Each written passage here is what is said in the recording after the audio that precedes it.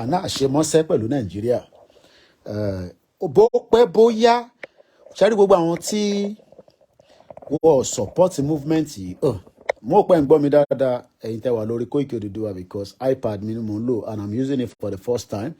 Mr. Gbadamosi Smiler, ṣé audio yẹn ń jáde dáadáa because I hardly use iPad for transmission. iPad ìyàwó mi ni so ni mo fi ń sọ̀rọ̀ mo mọ bí audio ẹ̀ ṣe rí mo kẹ́yìn tẹ́ wà lórí YouTube everything is pitch dark ẹ má worry gbogbo iná lẹ kúkú mọ bí ojú Koiki ṣe rí so bẹ́ẹ̀ rojú mi náà it won't make much difference. It's all about kúkú nígbà kan ní technology òkúkú ní video for years ẹlòmíì òmẹ́ni tó wà ní behind the voice because technology nígbà yẹn àwọn yẹn kọ́ máa ń sọ̀rọ̀ lórí rédíò bàbàbàbàbàbàbà but ẹ ní mọ ojú ẹni yẹn but now the beauty ni pé program jáde pẹ̀lú picture àti all that. Can we get more volume? Okay. Like I said, iPad yẹn ni mo ń lò so I'm not sure how good the mic is lórí Koiki Oduduwa. Mo ti increase it pátápátá. If not, I might move the iPad and use a mobile phone. Ẹ jẹ́ kí n mọ̀ tó bá better. I'm very close to all the phones. Níbi tí mo kọ̀ ra jókòó sí níbí.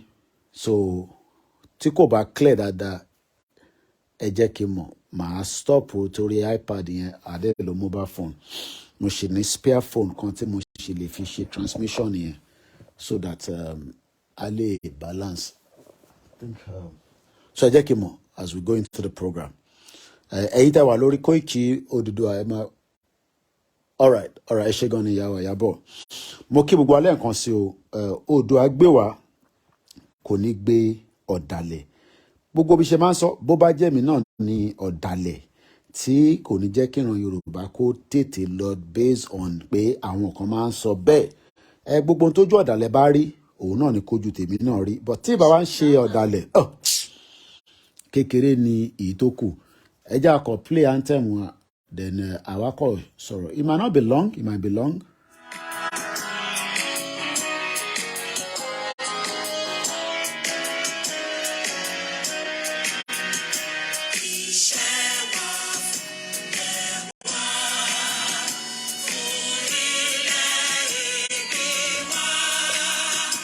Kàgbéga, kàgbéga, kàgbéga fàlẹ́rì ìgbàgbọ́.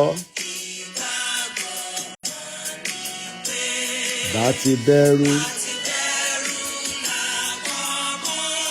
ká ṣiṣẹ́, ká ṣiṣẹ́, ká ṣiṣẹ́.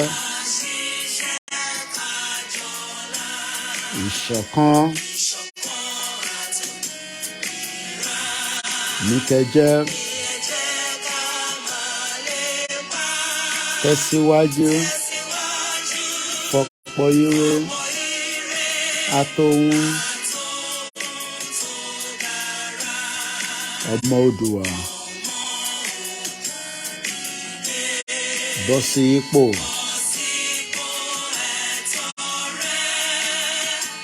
ìwọ ni ìmọ́lẹ̀ ògo adúláwọ̀. Àwa ni ìmọ́lẹ̀ ògo adúláwọ̀. I think the only platform tí kò wá switched on is the Mixlr because ìyẹn wà lórí laptop and my laptop is not even close to me. So ẹ kò bá mi gbà bẹ́ẹ̀. We are not in a full broadcast but any little opportunity táwa bá rí làwa máa fi ń sọ̀rọ̀. It does not matter how small that it could be because for every day ni information ń jáde ní gbogbo àgbáyé káàkiri and sometimes you just pick one and just want to share it quickly kó tó di bó máa tutù. Ìyá mi ni wọ́n send video tí mo máa play fún yín ẹ máa wonder pé so mo máa ń rí àwọn messenger message táwọn èèyàn bá ń sọ máa ń rí mo kíyàwó tèmítèmí mo kíyàwó Olúbùnmi, àwọn lọ send fídíò yẹn sí mi. Fídíò tí máa fi play nísìn. Mo ṣẹ̀rí náà ni. Because kò ń ṣe gbogbo nǹkan làwa náà máa ń rí. So tẹ bá ń send ẹ̀ tá a bá tètè rí, tá a bá ti rí, ó ti di dandan ká share pẹ̀lú àwọn èèyàn. Ṣé rí Africa? Mo kí ní Kútọ́nù. Mo kí Lady K. I think she's almost winding down. I was watching her earlier. Mo kí gbogbo wa pátápátá, ní gbogbo ibi tí olúkálùkù wa wà. There is a lot happening.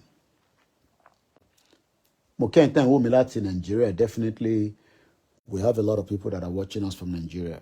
City Boy, Gani Oloyede, mo kí gbogbo yín. Ìyá mi Sanjo Beauty Hair. Mo kí ẹ̀yin tí ìlú America. Olúkálùkù wa náà kúkú ń gbìyànjú ni. Okay, there is still people saying more volume on the what's it called? Lori. No. It's not from your side. Látọ̀dọ̀ mi ni, èmi ni mo ṣe bẹ́ẹ̀. I must switch one of the platform because it seems those on the iPad are struggling to hear me. So could it make sense ká máa sọ̀rọ̀ kẹ́ má gbọ́n tá à ń sọ àti di pé, so I will just switch around and then it will become more balanced. So my party iPad, so the other broadcast will come up and then because I don't want to be talking and so it could make sense. So it will change. So I'm starting another transmission with my phone. Then I might end the later thing by me. So it'll connect to the other side. Thank you so much. So like I was saying earlier, Mokiwa, Eunice, a very good afternoon. And I hope the family are doing very well on the other side of the globe.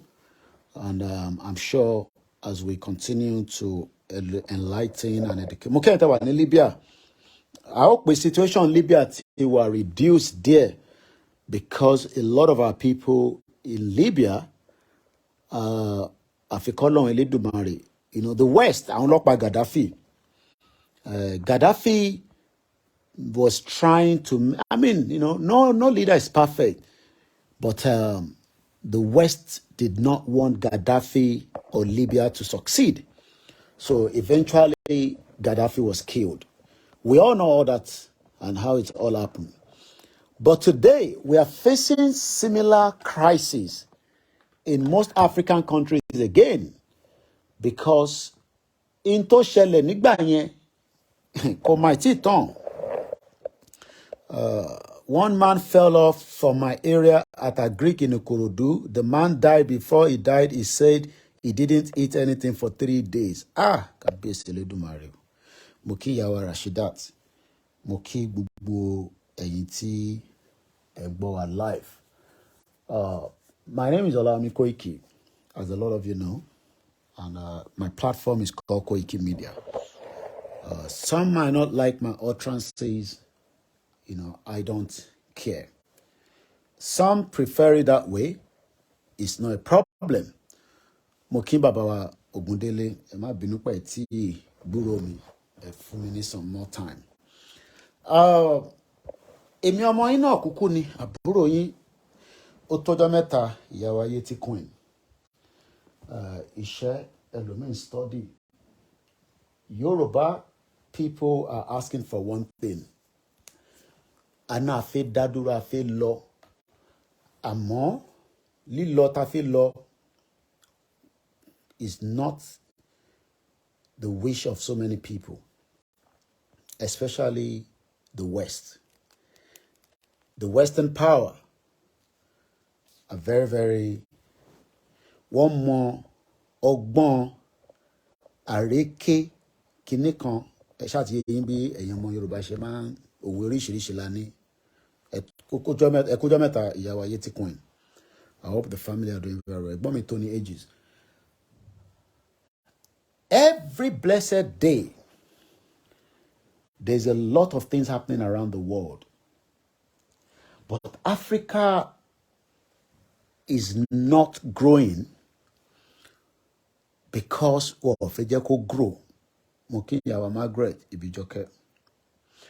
And the whole idea that they don't want Africa to grow is because let us give it as an example. Should Ethiopia become powerful, I don't think every one of us will want to be in UK. We will probably love to go to Ethiopia and live there. Even should Nigeria have worked, probably a lot of us that will leave Nigeria will probably just go on tourism, maybe a kind of education that we cannot get in Nigeria, then we return back home, which was what was happening during the regional government. Because during the regional government, almost Ogbon Arekereke, Eshegoni, Mr. Ganiloyede, every day I'm improving my Yoruba. Grammar, princess. I wouldn't you move it out of grammar wa Mukindada and all the ghost listeners. I mean, if Nigeria was, even if Togo was fully working, functionally working, I believe a lot of us would rather want to stay in Togo than stay in Nigeria. But the reason why everybody doesn't want to stay in Nigeria, not that Nigeria as it is, the indigenous people cannot live side by side. But as I told you with my late night broadcast yesterday, you learn a lot through pronunciation and the meaning of things. Talonoti unification. What is the meaning of that word, unification? I don't have my laptop here, so I'm just going with what I learned along with a lot of you. Meaning I'm learning as well, because that's the only way you cannot learn. English is not our language. Yoruba ni dewa ganga. Báwọn kan bá ń sọ Yorùbá yẹn, inú yẹn àwọn ọmọ dùn. Àwọn kan wá dẹ̀ máa sọ, àwọn kan báwo lè ṣe wá ń sọ̀rọ̀ báyìí, lè blame wa. Because èdè yẹn ló ti gbà kúrò lọ́wọ́ wa. Wọ́n gba èdè Igbo kúrò lọ́wọ́ àwọn ọmọ Igbo. Wọ́n gba Hausa kúrò. I mean, òyìnbó wa ní kí gbogbo wa máa sọ English. But ẹ bá lọ sí Germany, lọ sáwọn ìlú tí wọ́n kì í sọ English yẹn, their own language is their language. They're not interested in any other language. So,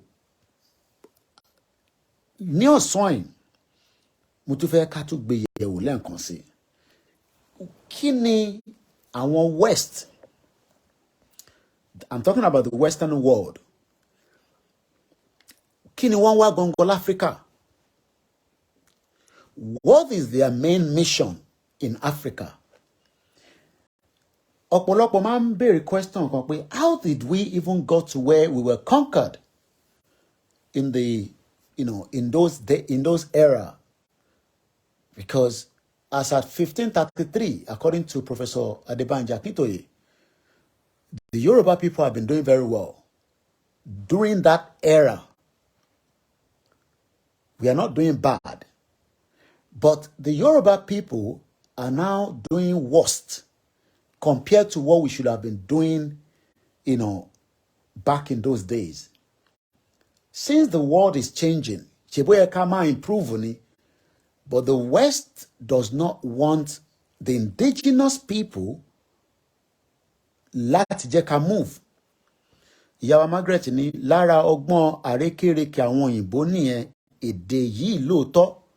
Because, I mean, I was looking at my, school results from the secondary school. And looking at that, and I'm saying to myself, I did very well in Yoruba, and I'm not joking. Mo ṣe dáadáa nínú Yoruba ju English lọ. And you might be asking, Koiki ṣé wàá gbọ́ Yoruba tó yẹn ni? How I passed it, I don't know. But mo wo results yẹn. English mi, mo pass English dáadáa. But ní èdè Yorùbá, níwọ̀nba kékeré tí mo kọ́, láti GSS 1, GSS 2, GSS 3 títí dé SS 1 art class ni mo lọ, SS 2, SS 3 tá fi wá ṣe exam yẹn ní around May. Yeah, ṣé May la ṣe ṣá or July? Yeah, I think May or July. I can't remember now. But màá tún lọ wo kíní ẹ̀ ní. Because mo ṣe ń review again. But sometimes you just go back and review things. Mo wá ń bira mi pé tó bá jẹ́ pé èyí tí mo fi mọ maths, tó bá jẹ́ pé Yorùbá ló fi kọ́ mi ní maths, probability wà pé máa pass maths mi ní school start mi. Probability wà pé màá ṣe dáadáa nínú biology tó bá jẹ́ pé èdè. I hope àwọn ọmọ Yorùbá mọ̀ pé ní àwọn Chinese èdè wọn ló fi ń kọ́ physics, èdè wọn ló fi ń kọ́ chemistry, èdè wọn ló fi ń kọ́ gbogbo subject.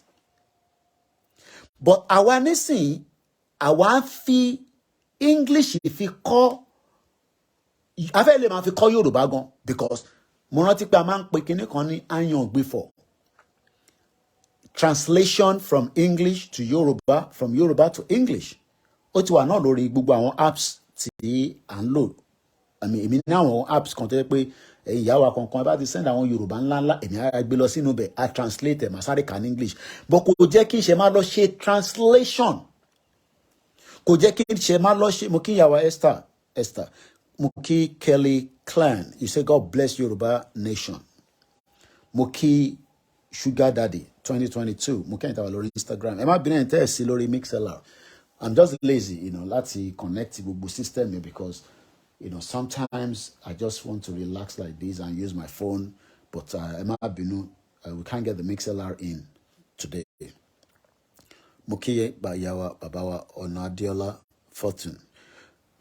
Tó bá jẹ́ pé àwọn ènìyàn bí Ìgbòho Òòṣà tí Yorùbá dùn lẹ́nu, bẹ́ẹ̀ ni bá mi, my God, tó bá ń sọ Yorùbá báyìí, gbà tí mi wà lọ́dọ̀ ẹ̀, ó ní èèmọ̀ kémi ò gbọ́ nǹkan tẹ́ sàn, irọ́ náà dẹ̀ ni ó gbọ́ o.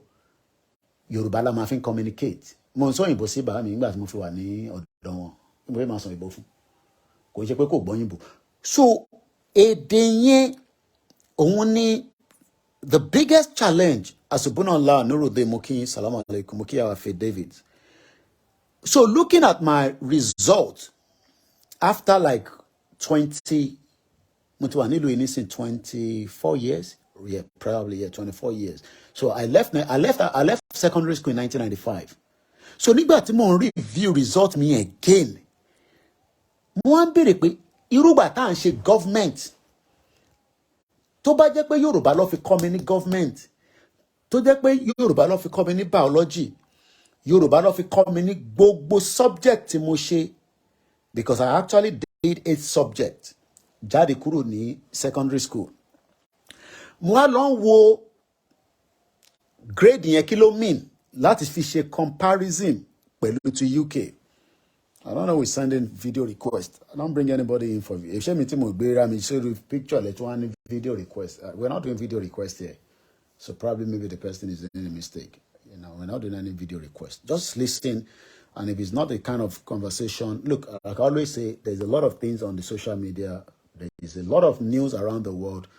Èyí tó bá wọn ló máa lọ gbọ́. Eléyìí tó fi gbọ́ níbí ohun ẹ̀ ni mo kí bàbá wa Shittu Ọmọwùnmí. So, and I went and started looking at the comparison. Then I have D6, I have D something, I have C this, I have this. The grade I'm talking about, the West African Examination Council now, WAEC. And that is why I find it difficult to convince ẹni tó wà nílé, because wọ́n feel pé àwọn gangan làwọn ní knowledge jù àwa lọ, based on the lies tí òyìnbó gbé fún wa pé ẹ má fi èdè yín kọ́ àwọn ọmọ yín ní ẹ̀kọ́, but ẹ lo English. But ẹni tó wà nílé nísìn kò mọ̀ pé that same English àwọn òyìnbó náà ló dá wàhálà sílẹ̀ tí a fi rí ọ̀nà lọ. But they always say ó ti fún wa ní independent, ó yẹ káwọn leaders wa, ó yẹ kó guide wa dáadáa.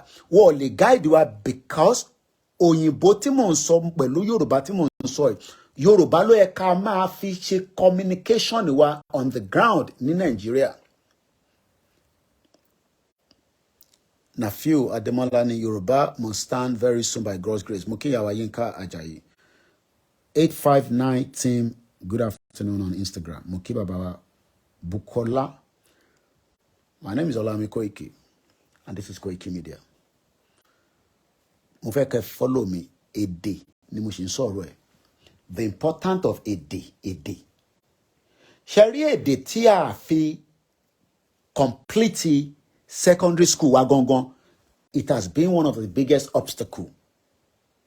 So lẹ́yìn nísìn ọ̀pọ̀lọpọ̀ àwọn èèyàn wọ kàwé nítorí pé wọ́n ní wọ́n gbọ́ English kò lè ẹ̀bẹ̀ tó bá gbọ́ English ló máa lè ṣe dé títí ló máa lè jáde as a school sat.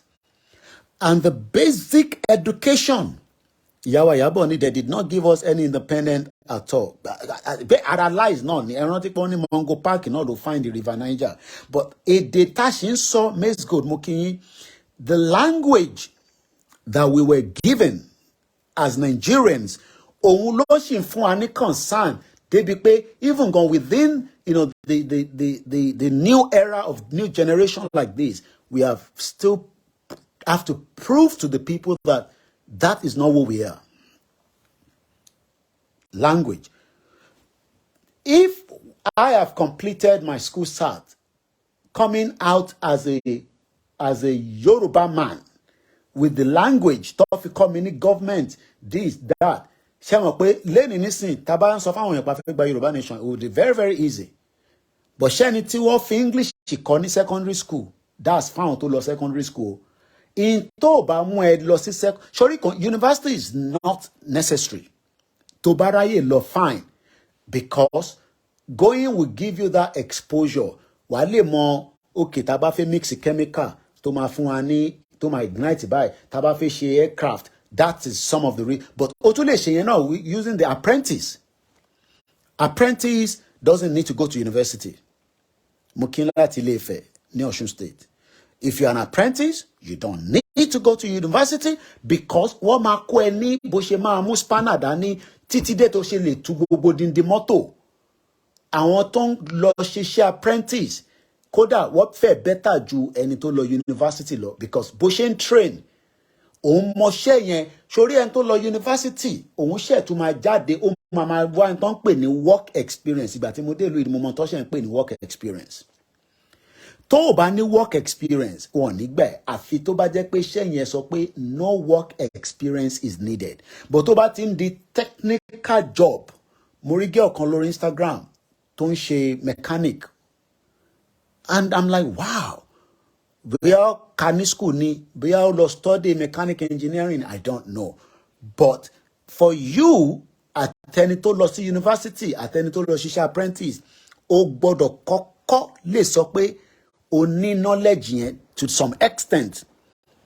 But today, more Nigerians are graduating with English. Tí bá sọ pé English, not literally the English language. We are all graduating because we have been trained to graduate with English, but is having a ripple effect, backwardness.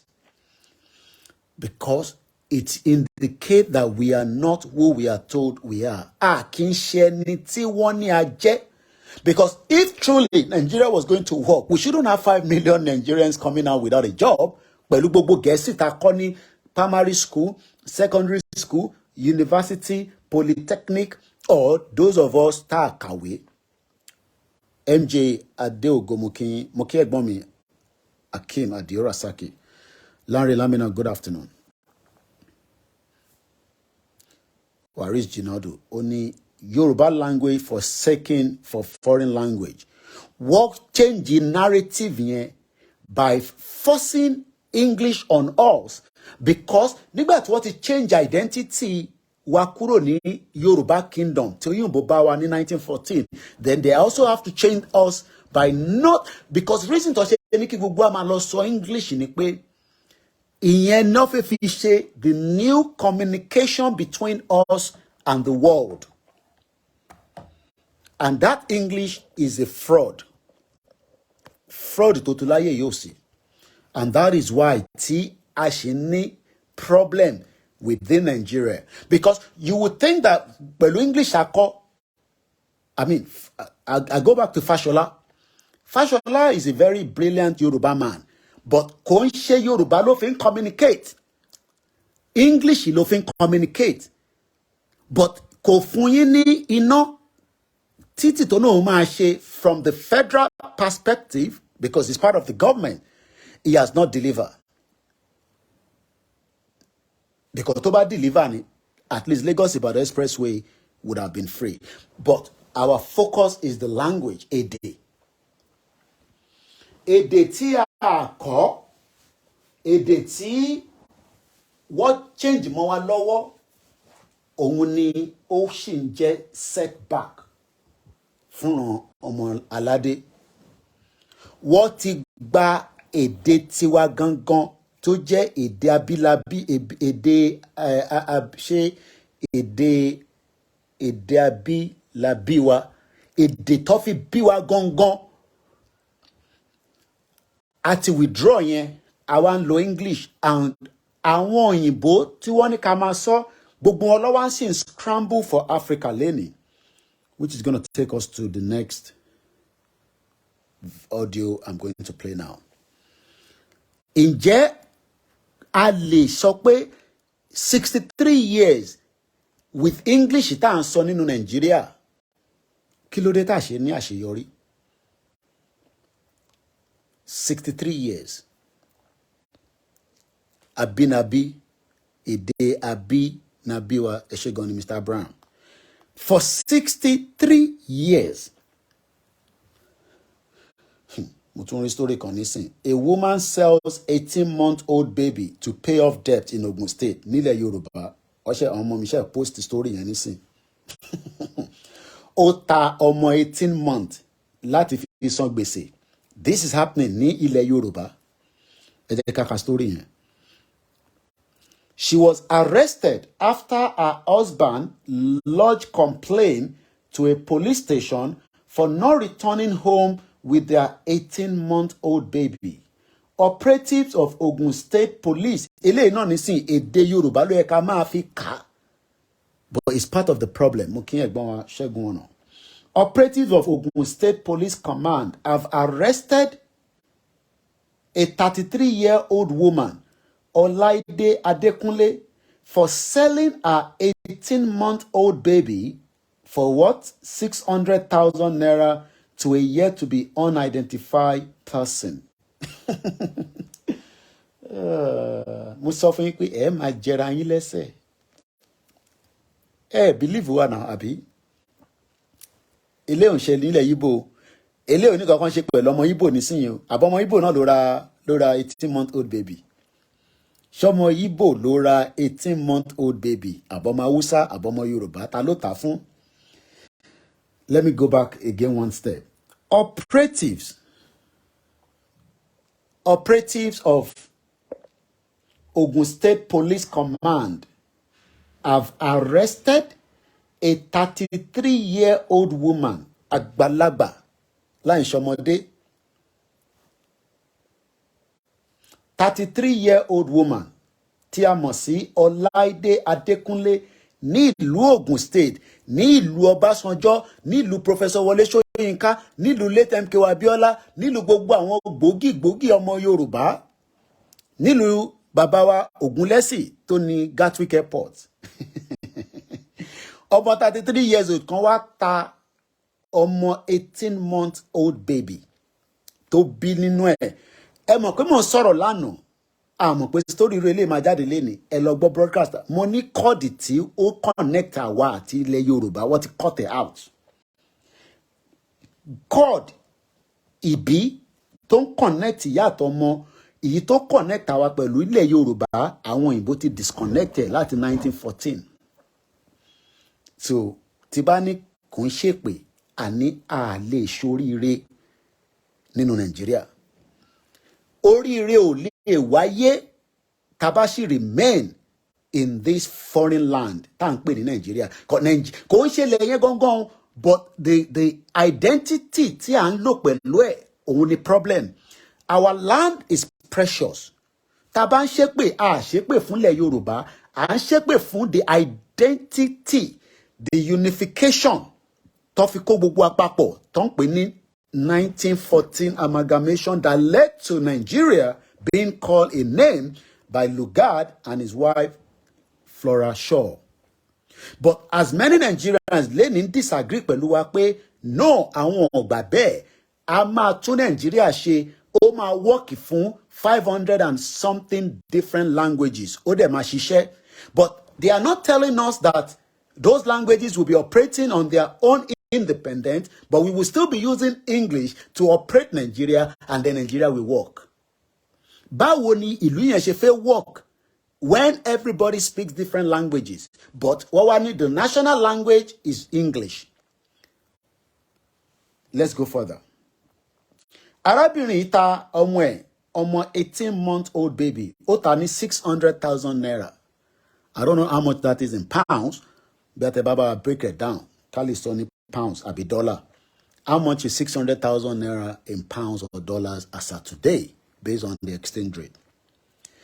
According to the statement by the state police spokesperson, Abimbola Oyeyemi, the woman was arrested after a complaint was lodged at Songo Division headquarters by her husband, one Nureni Rasak. Oyeyemi stated that Razak reported his wife, Olaide Adekunle, that left home to Lagos on the 15th of March, ìyẹn ní ọdún yìí, with their baby girl, obìnrin tẹ̀lé ẹni tó tà, má ṣe o, with their baby girl, Moriadat Rasak, but returned home without her. Ó gbé ọmọ kúrò nílé, kò gbọ́mọ padà wálé. He stressed that all effort to know what happened to the baby proved abortive, as the woman was unable to give any reasonable account of the whereabouts of the 18-month-old baby. Eléyìí ń ṣẹlẹ̀ nílẹ̀ Yorùbá, mo kí last born, mo kí bàbá wa tó wá ṣe. Ṣé bí ó ṣe máa lọ náà ní nílẹ̀ Yorùbá?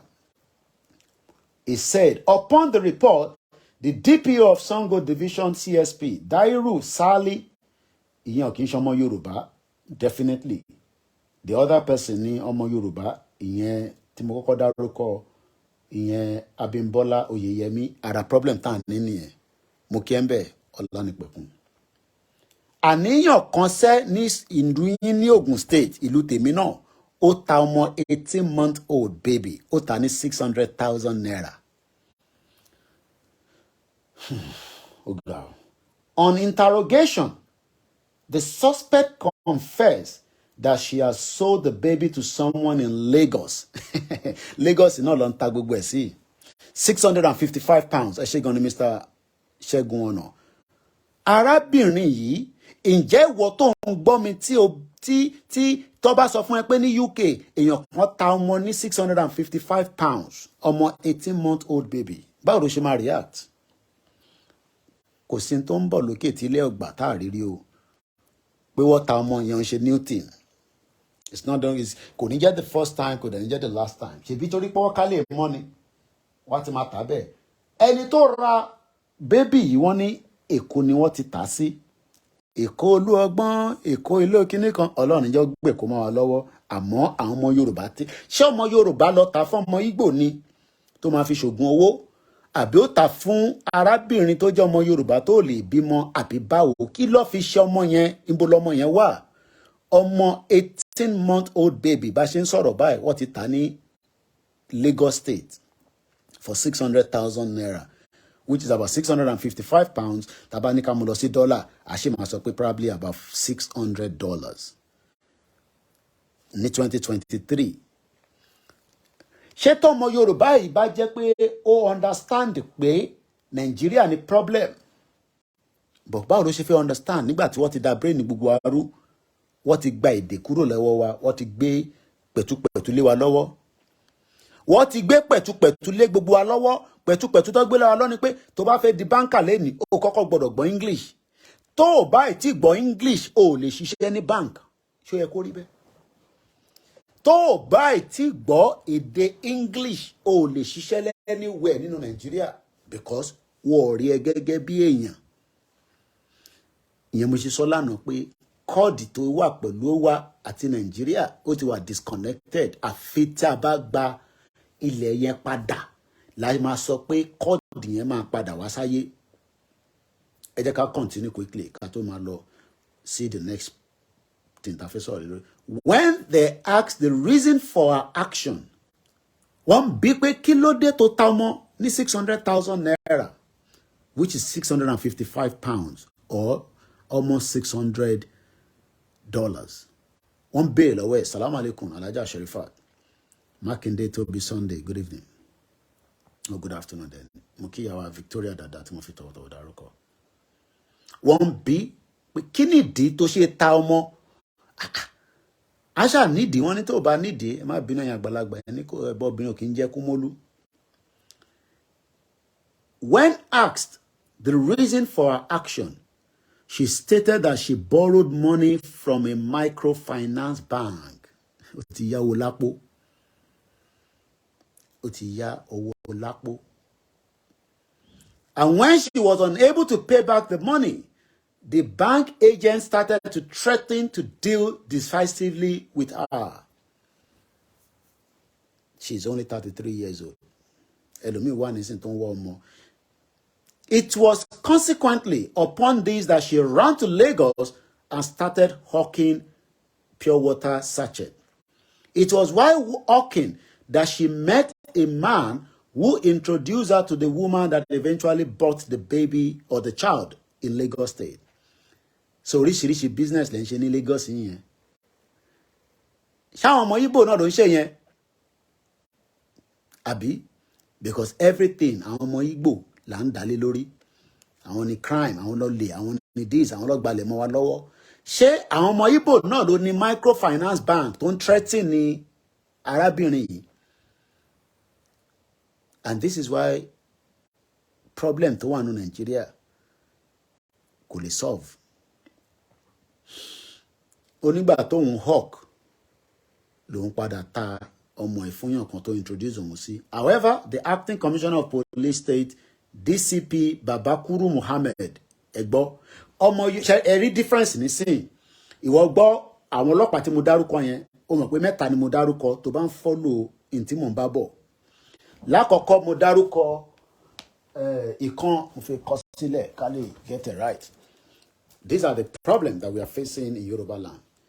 Ẹni tí wọ́n kọ́kọ́ dárúkọ nínú article tí mo kà ìtàwọn ọmọ mi ṣe post out sórí timeline wọ́n pe spokesperson ẹ̀rí ń tọ́ fún Yorùbá spokesperson ìtàn máa ń fà wá ṣe nìyẹn. So the spokesperson is called Abimbola. Ìyẹn ọlọ́pàá ni mò ń sọ yìí kó lè wo ìwọ tá à ń sọ fún pé àníṣe àwa ni à ń jẹ gungun. Spokesperson is Hausa man, Yoruba man. Then what dárúkọ another person kan after Abimbola Oyeyemi. What dárúkọ upon report the DPO Songo Division CSP. Kí ló ń pè ní CSP? Ẹ̀yin tẹ́ mọ̀ àwọn ọlọ́pàá dáadáa. Kí ló ń pè ní CSP? Ìyẹn Dairu Sali ló ń jẹ́. Now the next person òun ni ọ̀gá pátápátá wọn tó ń pè ní DCP, Commissioner of Police of the state. However, the acting commissioner, acting ló ní acting. So the acting commissioner, acting police commissioner, ìyẹn jẹ́ Babakura Muhammad. Definitely ọmọ Fulani àbọ̀mọ̀ Hausa ni ẹ máa jẹ́. And all this is happening in Yoruba land in Ogun State. Ìyẹn lọ bẹ́ẹ̀. Ibi tí mo fẹ́ lò gangan kan nìyẹn. Now, video tí mo fẹ́ play, ìyàwó Abímbọ́lá ló fi ránṣẹ́ sí mi Ìyábọ̀, mo rí lórí Facebook Messenger mi. Ẹ jẹ́ ká gbọ́ video náà. That continent, what are you going to tell me? I'm going to tell you. Ẹ jẹ́ ká bẹ̀rẹ̀ láti bẹ̀rẹ̀. Lindsay Hilsum, our international editor, we're going to talk about the new battle for Africa as countries like Russia, China, the United States and Turkey fight over that continent. What are you going to tell me? I'm going to tell you why all of these countries are so keen to be in Africa and to court African leaders. And I'm going to tell you about my little Twitter spat with the son of one of the presidents. And I'm going to tell you what happened to my luggage on Air France. Lindsay, we've seen a number of big diplomatic trips recently to the continent of Africa. We've seen both the Turkish and the Chinese foreign ministers go. We've seen, on the American side, Antony Blinken, Janet Yellen, Jill Biden, and now recently Kamala Harris go. And we've also seen Sergei Lavrov, the Russian foreign minister, go. What's going on? Why, all of a sudden, is everyone obsessed with the continent of Africa? And that's what African leaders are asking themselves, and they're delighted. There they are, being courted like the most beautiful woman in the world. And you look at Qin Gang, he's the new Chinese foreign minister. He went to Africa in January. That was the first trip he made. Sergei Lavrov, I think he might, be buying a house somewhere, because he's been to 7 African countries this year. And then there's Kamala Harris, who's the most recent. And she was playing catch-up. She went to 3 countries. I think it's a number of different things, but the main thing is Ukraine. It's because Africa has 54 votes at the UN, and the Americans, the Europeans, want those votes for condemning Russia. Russia wants those votes on its side. And the African countries playing pretty hard to get. Most of them have abstained in these votes, and they are not willing to go on the Western side and condemn Russia. They're hedging their bets because they know that they're wanted. Now, the reason why partly African nations won't immediately side with the West when it comes to the Ukraine war is to do with history and the scramble for Africa. Europeans began arriving in Africa from the 15th century, but in 1884 the major European powers met to essentially carve up the continent between them, ensuring that they all had territory and also to avoid any war between the rival nations. This was the Age of Empire. After the Second World War, African nations began to fight for their independence against European colonial rule. And because these powers were often on the side of the Americans, the Soviet Union aided many freedom movements across the country. The Cold War saw the East and West fight over Africa, and one could argue that those memories still last today. And indeed, the present battles that we're talking about today over who has the most impact and influence on the continent mirrors, in some ways, the old battles of the past.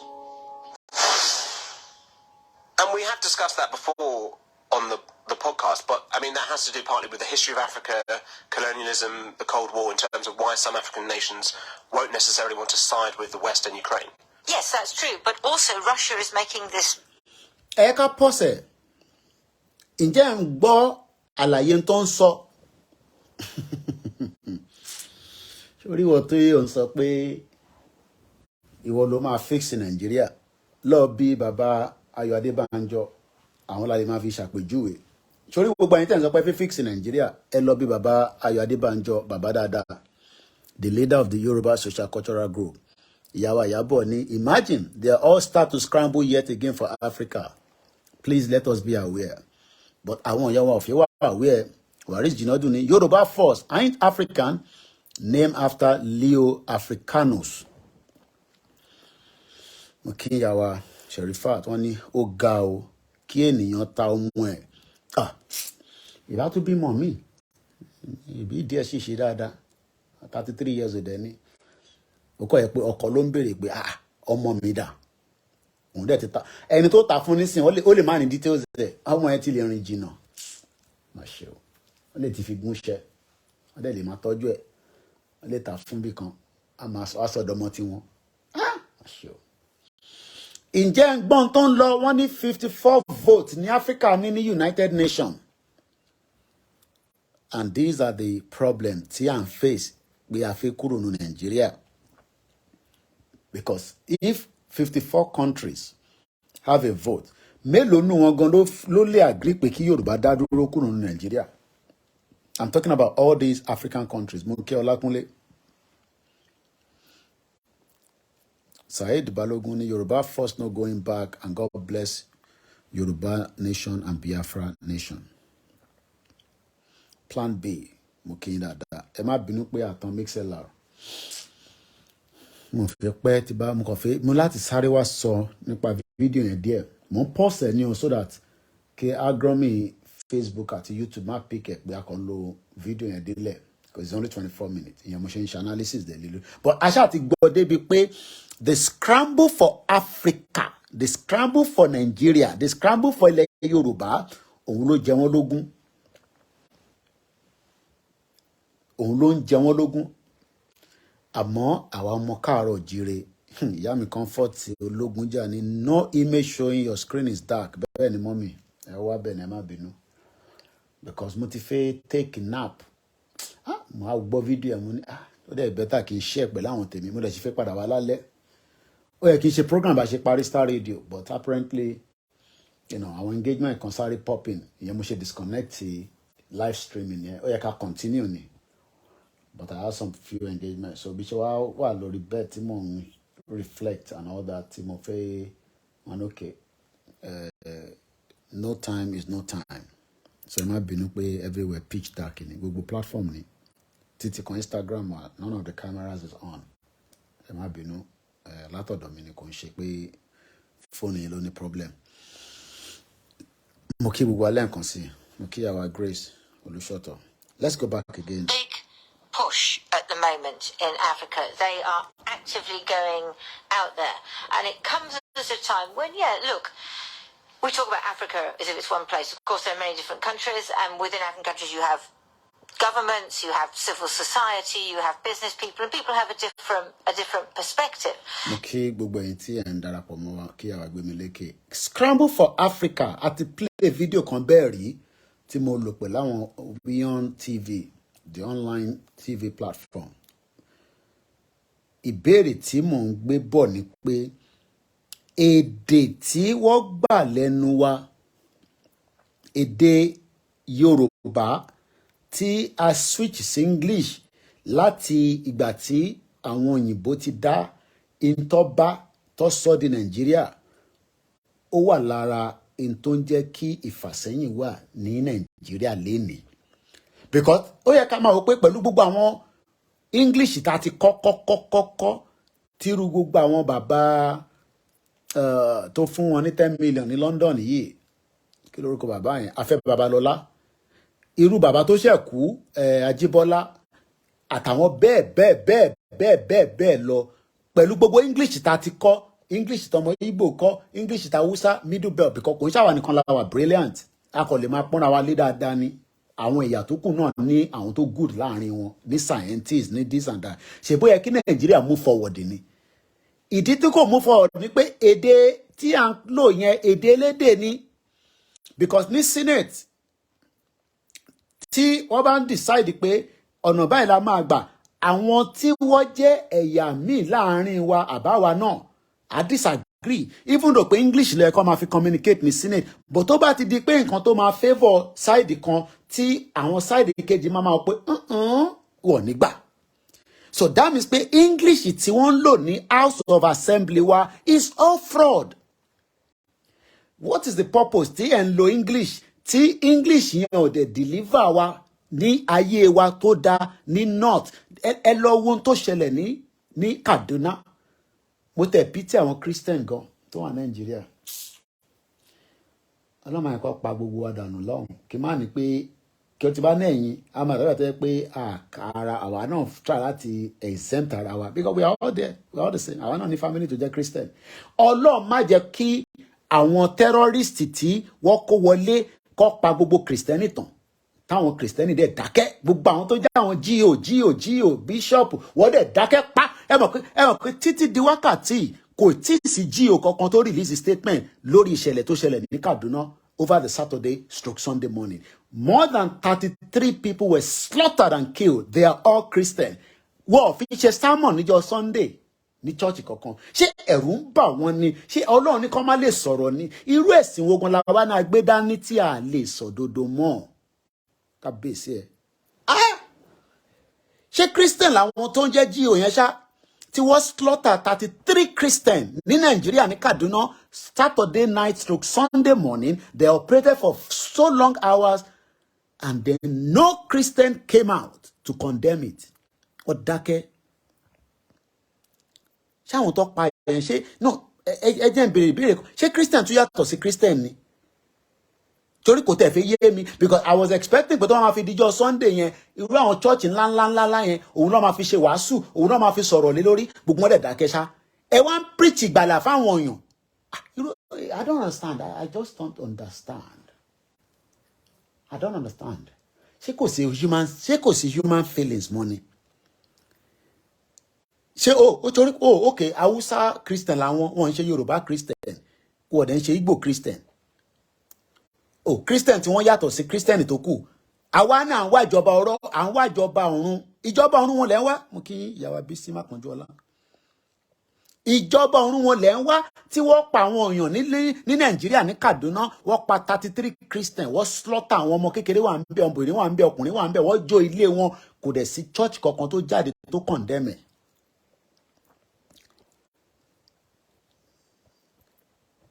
So ìbéèrè tí mo bẹ̀rẹ̀ ṣé Christian tí àwọn yẹn ṣó yàtọ̀ ni? Ṣé Christianity táwọn ń ṣe ní north ṣó yàtọ̀ sí Christianity tí à ń ṣe ní south west ní middle belt ní àbí ní south east? Ẹja tó gbọ́ fídíò yẹn dẹ̀ sí gbogbo ẹ̀ a máa gbọ́ délẹ̀ it's only 24 minutes but mo gbọ́dọ̀ máa break láàrin méjì so that kí kọ̀mpútà máa kọ̀ rò pé a kàn ń lo straight up ni. It is interesting. Èmi náà ti gbọ́ tán délẹ̀ so bí èmi náà ṣe ń dákẹ́ yẹn I enjoy it but tí bá ti fẹ́ sọ̀rọ̀ láàrin méjì máa pause ẹ̀ àti gbọ́ 3 minutes 39 seconds nínú ẹ̀. Speaking, whereas Western governments are very keen on spreading democracy and human rights, and many African governments would say lecturing them about human rights and the environment and so on, and they would say unjustly, particularly if they're former colonial powers like France or Britain. The Russians and the Chinese are in there courting the votes, and also particularly with the Chinese, a lot of trade, a lot of investment and so on. So there's a huge push at the moment, and African countries are very open to it. Looking at Russia, China, as you say, and then also we are going to mention Turkey, who also have involvement within the continent. Is that because all those countries in their own way, whatever they're doing, see the continent as a way, as offering the opposites of what the West is doing? As you say, human rights, democracy. They say, well, actually, there's a different way of a different global order that there could be.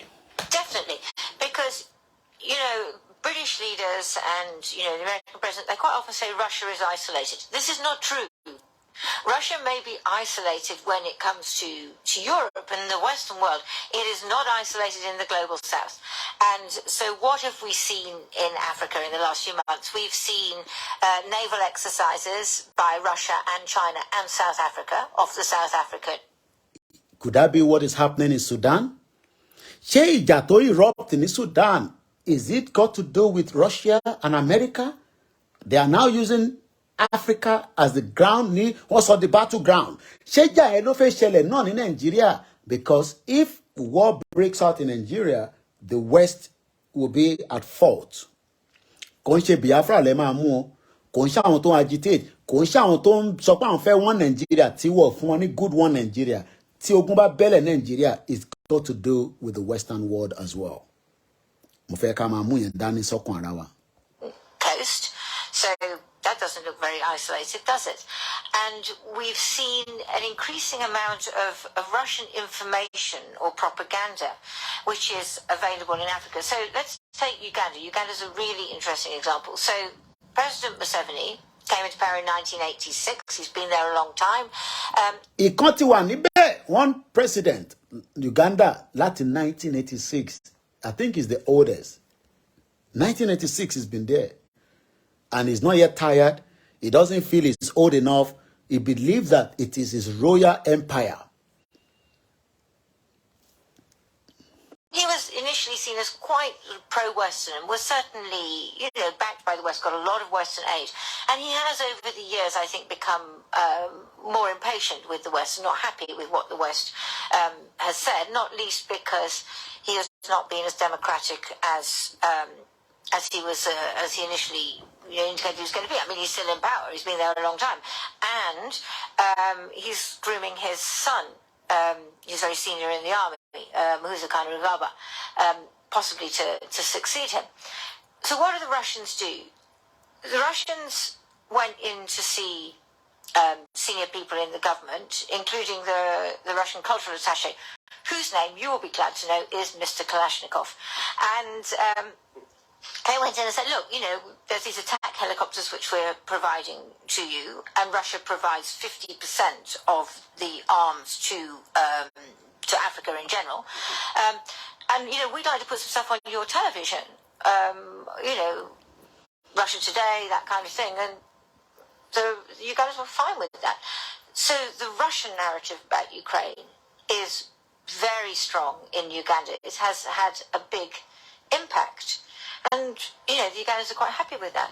And then Muhoozi, the son, I mean, he and I follow each other on Twitter, and I sent him a message. This was quite a while back now. I sent him a message because he'd done a tweet which said, you know, Uganda is a Christian country, Russia is a Christian country, Christian countries don't invade each other, we should support Russia. And so I messaged him, I said, well, hang on, Ukraine's a Christian country too, and Russia invaded Ukraine. That's a bit puzzling, isn't it? And then we had a little exchange where he told me how wrong I was. And then all of his supporters piled in and told me I had no right to have an opinion because I come from an old colonial country, so I backed off. But did you hear that? You can see why some of our Igbo. Good evening, good afternoon, Gina Dura.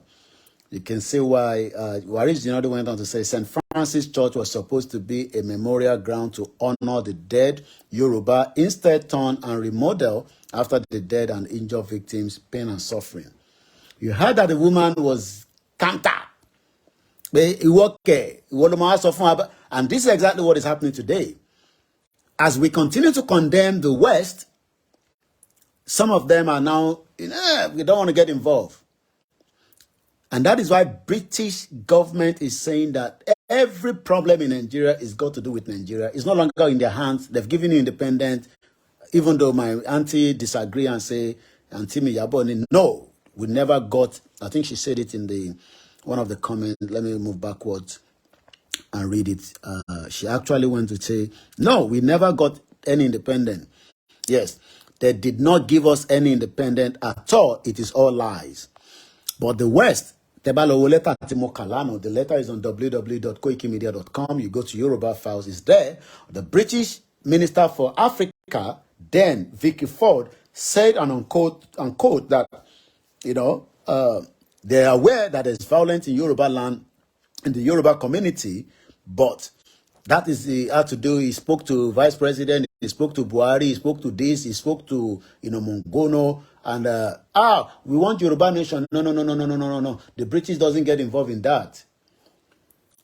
Just as they are telling this woman to back off. Oh no, I know the English don't say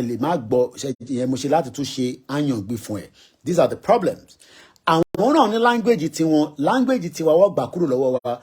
and now today even the English is a problem in Nigeria because it has not developed Nigeria up to today, 63 years after did I say independent? No, we never got one. And what we got was not even what we are using today. What we got was the regional government. Because what was the UK? I took you down to Lancaster House. I said, those of you that are not in UK or you are not anywhere Europe, if you have to get there, you have to get a visa to get to UK and visit Lancaster House. I took you there. They had a meeting there in 1957-58 before the independence and agreed on what they called regional government.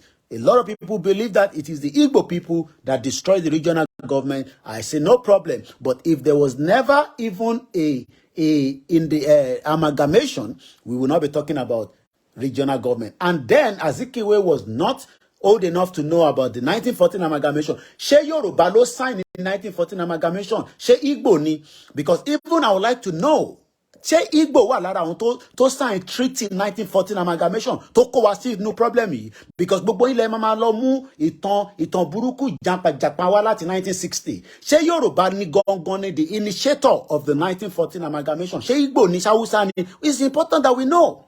so that ká lè mọ àwọn tá a máa sọjú abẹ níkò fún. Ẹ káàbọ̀ yá wa Ọlájùmọ̀kẹ́. Because àwa Yorùbá àtàwọn àtàmọ̀ la máa lọ máa mú àti brilliant jù àti mọ̀wé jù àwa dẹ̀ là ń dá ìrìn àjò Yorùbá nation dúró, especially ẹ̀yin tẹ́ pera yín ní these bloody educated people. Because you are always quick. Wọ́n wà lára àwọn media wa náà, wọ́n wà lára àwọn tó ń sọ̀rọ̀ náà. I don't have to mention any names, gbogbo ilẹ̀ mọ̀ wọ́n. It is always important. I will criticize Igbo, but mo fẹ́ jẹ́ kí gbogbo wa lọ, and I will keep asking this question every time now. Ta àwọn gangan ni initiator 1914 amalgamation. Ṣé Igbo ni wọ́n ni, ṣé Yorùbá ni, ṣé Hausa ni? Ó wà important pé ká mọ̀. Because every time we condemn and want to put all the blame of the fault of Nigeria on the Igbo people, but ta ló initiate 1914 amalgamation? Àwọn wo ló jókòó pàdé yẹn? Who are those that knew about the 1914 amalgamation? Because àṣà ti gbọ́ bí ìtàn, I might not be right, but a ti gbọ́ nítàn pé bàbá bí àti bàbá ti Aláàfin tó wàjà èdè àbí bàbá wọn, one of them was in that amalgamation treaty. And I'm not sure bí a mo gbọ́ Igbo níbẹ̀. So why are we living in denial? Àfi 1914 sílẹ̀ à ń lé 1960 páwọn lọ destroy regional government tó yìnbó fún wa. So yẹ kó yìnbó fún wa ní regional government. Kí ló dé tí wọ́n ní kólúkálukú dá wà on their own? Because wọ́n sì fẹ́ lo platform Nigeria for economic reason, economic purpose. Òun náà ni ìyá òyìnbó yìí sọ pé nígbà tó ń sọ fún àwọn ọmọ Uganda president pé Christian náà làwọn Ukraine ó ní kó shut up, ṣèbẹ́yìn lẹ dá wàhálà sí wa lọ́rùn. Táwọn kọ́ lọ dá wàhálà lẹ̀ kí ni ìyá yẹn dẹ̀ ṣe? Ó ní òun back out. But lẹ́ni nísìn Russia ṣì ń jà àti America, but ground Africa ni wọ́n ti ń lò ìjà yẹn. Wọ́n ṣe gbé ìjà yẹn wá sí Europe. Bí ẹni lọ ní next week ní UK ṣe ń sọ fún wa pé káṣà máa prepare fún emergency alert, because in case anything bá ṣẹlẹ̀ kò lè mọ ibi tó máa sá sí, kọ́lọ́n kó ṣàánú gbogbo wa. Because pé ayé tí a wà yìí kò ní sí wàhálà ju bó ṣe ń yẹ lọ, because ìjà Russia ò tí ì tán, ìjà Sudan ló tún kick out yìí. Ìlú wo la tún mọ̀? Yemen ṣì ń try láti resolve problem wọn. After 8 years, America ló back Saudi Arabia tí wọ́n kọ̀ rò pé tán máa ju bọ́ǹbù látòkè ó máa resolve problem yẹn nísàlẹ̀. Now they are exchanging prisoners of war. After tí ọ̀pọ̀lọpọ̀ ti kú, after tí damage ti ṣẹlẹ̀, kí ló dé tí West ṣe ń jẹ́ kí ogun ṣẹlẹ̀ kó tó di pé wọ́n resolve problem? À ń pariwo Yorùbá nation, àwọn Biafra ń pariwo kó fẹ́ lọ, but the West are adamant. Wọ́n ní no, Nàìjíríà yìí náà ní kẹ́ dúró sí, ó dìgbà tógun bá bẹ́lẹ̀. Tógun bá bẹ́lẹ̀ tán nísìn, mo sọ fún yín, ẹ má blame anybody, because the West refuse to listen to anybody until tógun bá bẹ́lẹ̀, because out of a war is a benefit for them as well. Ìyẹn làwọn kan àwọn sọ pé okay, àfẹ́ ogun lóòótọ́, but the way things are, there is what they call this unification tó dá wàhálà sílẹ̀. The unification of Nigeria in 1914 will never make peace in that country, even if you bring an Igbo president, because it will definitely máa wo kó sọ́dọ̀ ẹ̀ ní tó sẹ́ni tó bá ní kó wa kó akọ́kọ́ wa tọ̀dọ̀ tiẹ̀, and even if the current one tó ń bọ̀ tó bá débẹ̀ ó máa wá sọ́dọ̀ tiwa náà ni. Ṣé tó bá wá sọ́dọ̀ tiwa ṣé náà àwọn Igbo máa dùn? Mo kí our comfort. Ṣé tí Tinubu bá débẹ̀ tó bá bẹ̀rẹ̀ sí ń wa ọkọ̀ sọ́dọ̀ tiwa nìkan, ṣé inú àwọn Igbo máa dùn, inú Middle Belt máa dùn? Ìjọ́ wo làwọn ará Middle Belt náà máa di president Nigeria? Why are we living in denial? Why are we all living in denial? Tá à ń parọ́ fúnra wa. Because everybody is living in denial.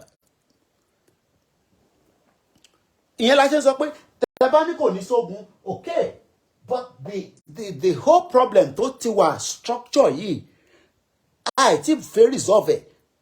Wọ́n náà amend the 1999 constitution yìí náà ní Tinubu náà tó fẹ́ wá lò nísìn. Á lò bí Buhari ṣe lò. Buhari ti lọ sí Mẹ́kà nísìn, ó náà dúpẹ́ fẹ́ lọ́hùn pé òun ṣe ATS òun tán délẹ̀. Bó bá wùn ìkẹ́ má ṣe Nàìjíríà. In tó fẹ́ wá achieve ó ti wá kó sọ́dọ̀ tiẹ̀. Tinubu náà wá wọ́ kó sọ́dọ̀ tiyín àti wá dá padà fáwọn yẹn náà. Àbí ṣé Tinubu ló máa break Nàìjíríà? Ẹ máa tanra yín.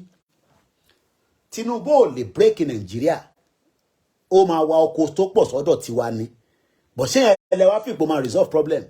Ṣé tó bá wọkọ̀ sọ́dọ̀ tiwa tán tó ṣe tán ní ọdún 8, kí lè rò kó tún máa ṣẹlẹ̀? Àtúndà padà sí north. àbẹ́ mọ̀ pé àwọn kan náà wà ní náà tó yẹ pé àwọn náà ń dúró pé kí Tinubu ṣe tán ní 8 years bí Tinubu náà ṣe dúró títí tó dúró pé Buhari ṣe tán, dead or alive. Ìyá wa Bísí, there's a lot of problems all over the world, but we need to sort ourselves out, Yoruba nation from Nigeria. Mo kí ìyá wa Ọlá Odus. And this is why mo kí alàgbà mi kan dáadáa,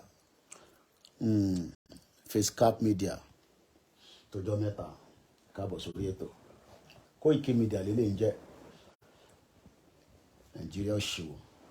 Àwọn kan ṣoríire níbẹ̀ ní àwọn kan. Èbíyàn kan láti kà nísìn ọmọ 33 years old ní Ogun State. Ó ti ta ọmọ bíbí inú ẹ̀, ó ta ní 655 pounds. Kò ń ṣòro ló máa kọ́kọ́ ta ọmọ. Mo kí bàbá wa Facecap Media. Ṣàlàfẹ́ lẹ́wàsà tọjọ́ mẹ́ta.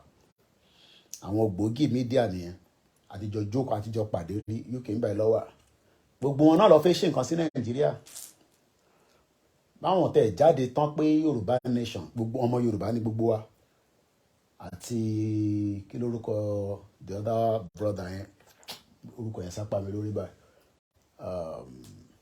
He's another very good media guy. But gbogbo akọ́lá máa sọ̀rọ̀. Èmi náà lè máa ṣe bí Kanesti kí máa káàkiri kí lọ Nàìjíríà. Ìyá kan ẹkùn ẹ ti já wálẹ̀ o, ẹ̀yin ọmọ Yorùbá dáwọ́ bí Oríyọmí Hamzat. Wọ́n ní problem níbí o, ẹja sọ́fẹ̀. Ṣé ìyẹn ló máa ibo nìyẹn? Ṣé yẹn Oríyọmí Hamzat ò ṣe rí woman tó ta ọmọ ẹ̀ nísìn? Mélòó ló fẹ́ rí? Ìbá tó bá rí náà ló máa rí. Àìká tán ra wá járe. Tèmi náà bá ń ṣe bí Kanesti tí mo ń gbé gba báárà fún everybody. Ṣé ìyẹn ló máa solve problem? So we are all living in denial. Irọ́ ń gbérọ́ fún rọ́, òun lọ́rọ̀ Nàìjíríà. Ṣé bẹ́ẹ̀ mi náà bá ń ṣe bí Cocoon Foundation? Ẹ rò pé mo lè ṣe bí Cocoon Foundation. Tí bá ní mo fẹ́ ṣe bí Cocoon Foundation tí mo ti ṣe yẹn láti 2015.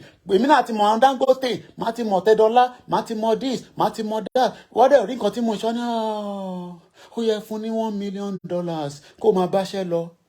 Ṣówó Cocoon Foundation ló ná ni. Ṣé bó owó voluntary ni? Owó mi màmá wá gan láti abroad tó jẹ́ owó ńlá because tó bá rí nǹkan tó ń ṣe. But ṣé Cocoon Foundation ò ṣe bá wa rí ọmọ tó lọ ta ọmọ ní 600,000 naira, which is about 650 pounds. Kò lè rí gbogbo ẹ̀. But government máa rí gbogbo ẹ̀ because government máa lè sọ fún wa pé eye ọmọ Yorùbá tó bí sí Ogun State lélẹ̀ kí ló dé tó ṣe fẹ́ ta tiẹ̀? Òkè ò fẹ́ ta ìwọ ṣàgbé fáwa.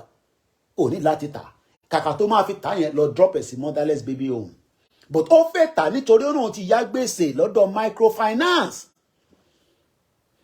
Àwa máa parọ́ fúnra wa torí pé àwọn kan connect mọ́ Wàsíù, ó connect mọ́ Bẹ́sẹ̀rẹ́, connect mọ́ Àyùbá. Ṣé gbogbo èèyàn ló máa connect mọ́ wọn? Ṣé gbogbo èèyàn ló máa mọ Délé Mọ̀mọ́dù? Ṣé gbogbo èèyàn ló máa mọ gbogbo àwọn èèyàn ńlá báwa ṣe mọ̀ wọ́n? Why are we living in denial? Ẹ jẹ́ ká padà sí fídíò tá à ń gbọ́ lọ. Ẹni bá ń wọ ojú mi ẹ lè rí rọ́lẹ́ pa kò ń ṣe lọ́sàn-án yìí bí alẹ́ lálẹ́ tá a bá padà wà lágbára Elédùmarè. Koiki Media láṣẹ wà live náà ni. Narrative is very popular and it's out there. And now I see that Museveni is going to the Russia-Africa summit in St. Petersburg, which is in July. He made a speech where he said how strong relations with Russia had been over the years. They had only had a small gap after the Soviet Union fell apart under Gorbachev. In other words, at the point when the West...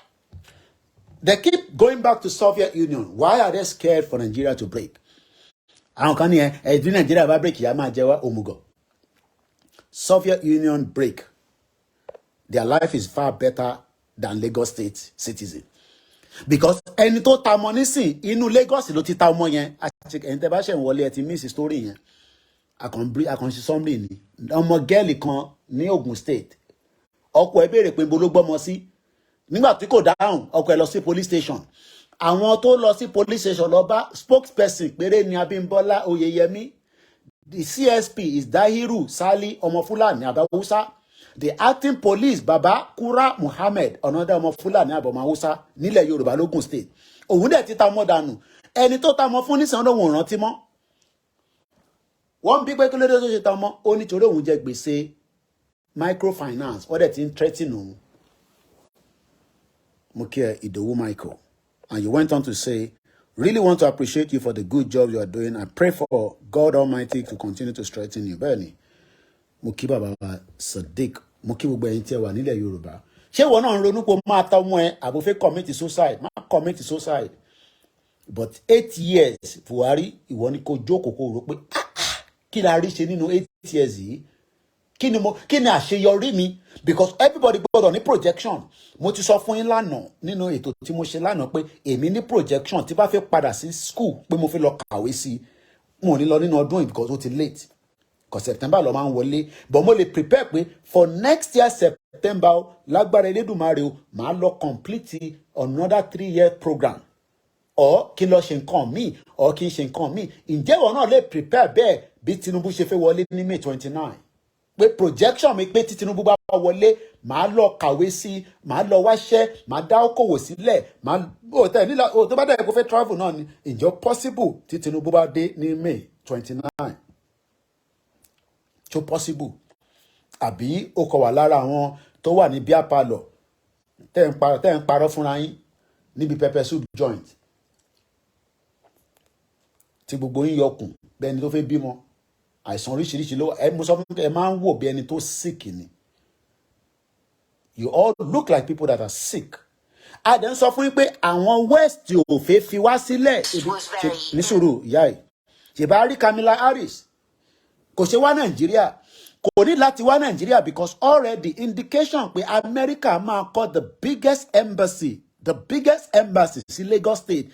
Àwọn t'Amẹ́ríkà ra ilẹ̀ lọ́wọ́ ẹ̀, àwọn ni wọ́n ń pè ní Gilbert Chagori, àwọn ló ń kọ́ ẹ̀kọ́ Atlantic. Criminal ni wọ́n, criminal àgbáyé ni wọ́n, criminal tí gbogbo èèyàn mọ̀. Ó ṣe jẹ́ Nigerian government ò mọ̀ pé criminal làwọn Lebanese yẹn.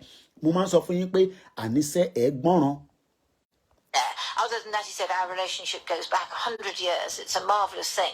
So you can see how the information war, I would say at the moment, Russia is winning it. Check out what to say.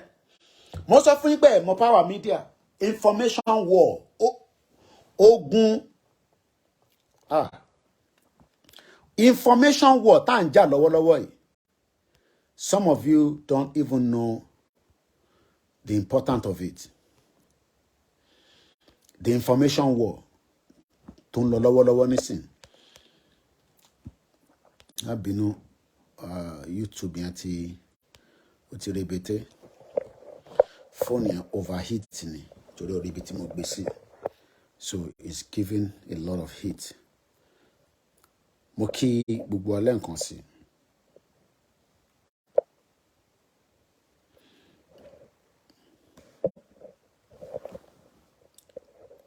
Ẹ má bínú èèyàn wa. Phone yẹn on overheat. On overheat burúkú.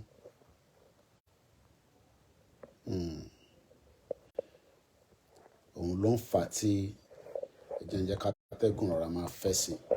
Orí ibi tí mo gbé sí, òun ló ń jẹ́ kó máa overheat.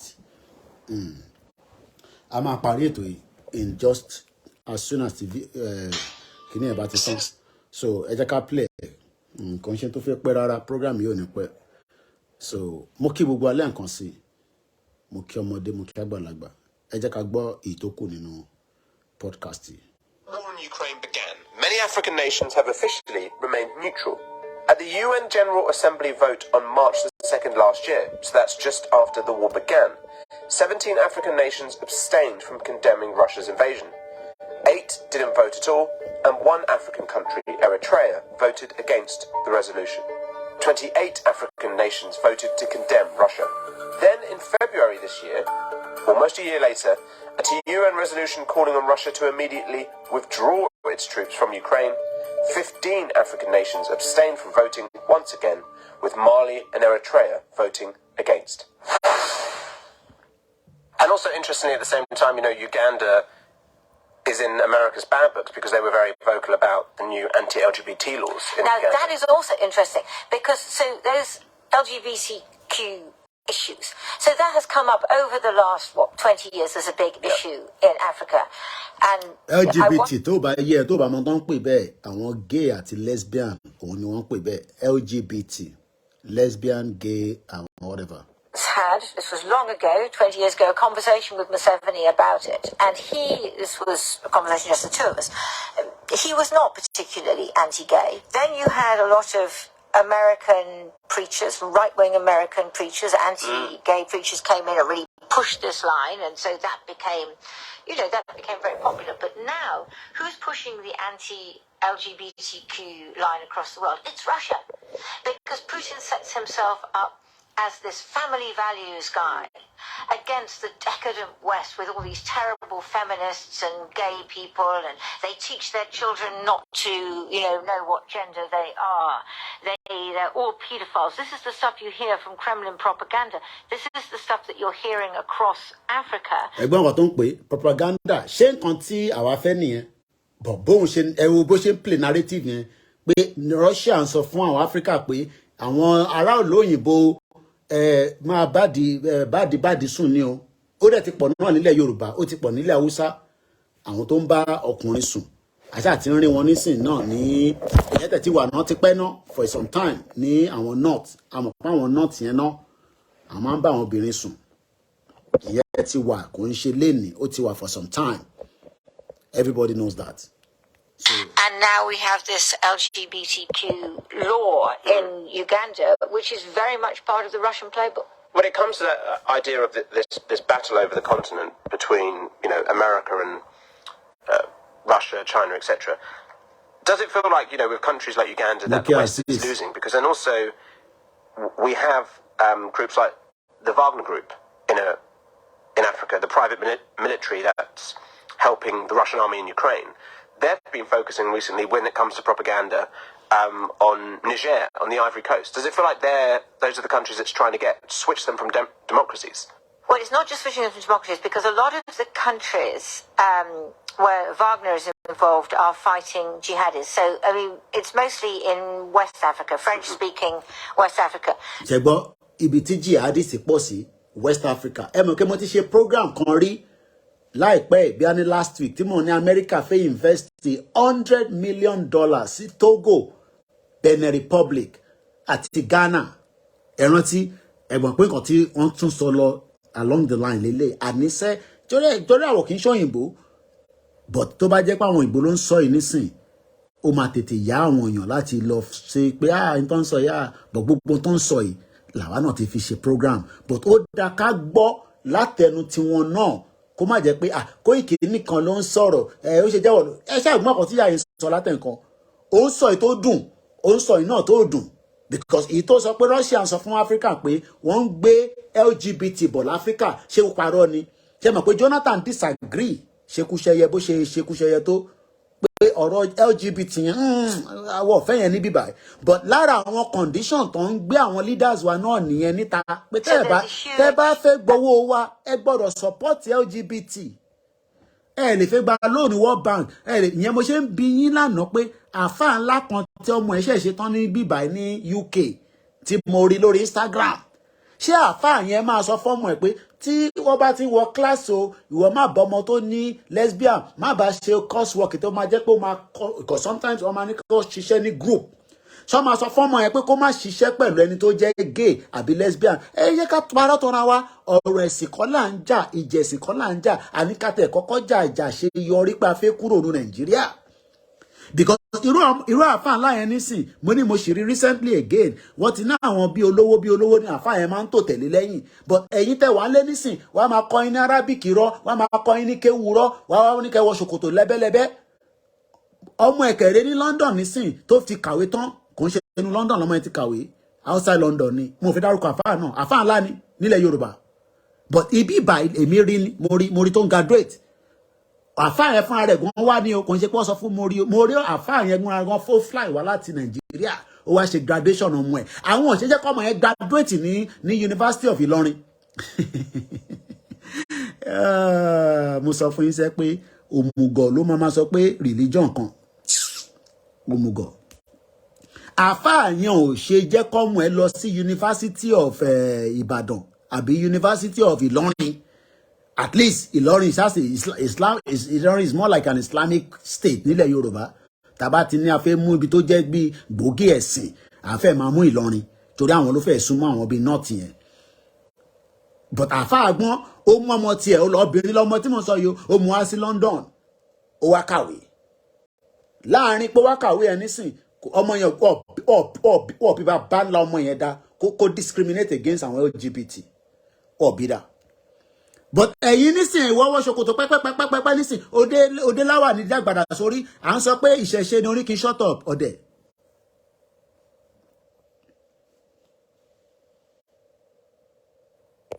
mo kí gbogbo alẹ́ nǹkan sí mo kí ọmọdé mo kí àgbàlagbà let's continue. Jihadi problem in Mali, Burkina Faso, Niger, all across there. Now, one of the reasons I think that Kamala Harris went to Ghana is because there's a great concern that this may start to happen in Ghana, which, you know, has those borders. And she offered a lot of American aid to all of those countries to fight the jihadis. But take Mali, which has had 2 coups and is therefore in the bad books of the West because it's not democratic. So to be honest, when it was democratic, I don't know what good that did the people in Mali. When I went there, they didn't seem to be benefiting from democracy. They seemed to be as poor and miserable as ever. And she categorized our Mali. Only there seems to be poor and miserable. But she sọ fẹ́yìn náà nìyẹn ìwọ Nigerians and you're poor and ìgbà tèmi tí mo jẹ́ ọmọ Nàìjíríà gan ṣe àbí tí mo sọ fún yín pé ẹ look miserable. Tí mo dẹ̀ sọ fún pé America ṣe Nàìjíríà mọ̀ ẹjẹ́ àṣẹ Yorùbá nation ẹni kì í shut up but you are always looking like people that are sick. Ẹ máa ń wò bẹ́ẹ̀ ni tó sick because lálàáfíà ẹ kàn parọ́ fúnra yín ni. The French were in there. And they went in. Àwọn French wọ́n ti lé wọn ní Mali nísìn so definitely wọ́n ní like Mali. Wọ́n ní like Mali because Mali ní kọ́kọ́ gbogbo jàǹgbádà àwọn kọ́ máa lọ òun ò bá wọn ṣe mọ́ òun fẹ́ bá Russia ṣe Uganda náà òun bá Uganda president òun ni the oldest ó ti wà níbẹ̀ láti 1986 ọmọ ẹ̀ dẹ̀ sọ pé bàbá òun lè bá yín ṣe àná àwọn generation sí àbá yín ṣe àwa náà lè sọ pé àwọn bàbá wo lọ́wọ́ bá òyìnbó ṣe àwa náà fẹ́ bá wọn ṣe for now ká gbàdà sí ibi tí orí wa ti sọlẹ̀ sí èyí sọ pé Nàìjíríà òmùgọ̀ ní ẹ́ ò dápọ̀ fún mi. Program yóò ní ju 2 hours lọ I need just about 35 minutes a ti gbọ́ program eléyìí títí di 11 minutes 21 seconds ó sì kù bí half of that tó kù ẹja gbọ́ ètò kù. 2013 to push the jihadis back, and I remember being there and everybody was waving French flags. They were so keen on France, which was helping them defeat the jihadis, and the jihadis were horrible and they really, you know, treated people incredibly badly. Now they're waving Russian flags, and France was forced to leave. France was forced to leave because Mukinyawa Olajumoke ẹni ẹ fi wọ́n sílẹ̀ nǹkan tó máa wake gbogbo wa up is coming soon.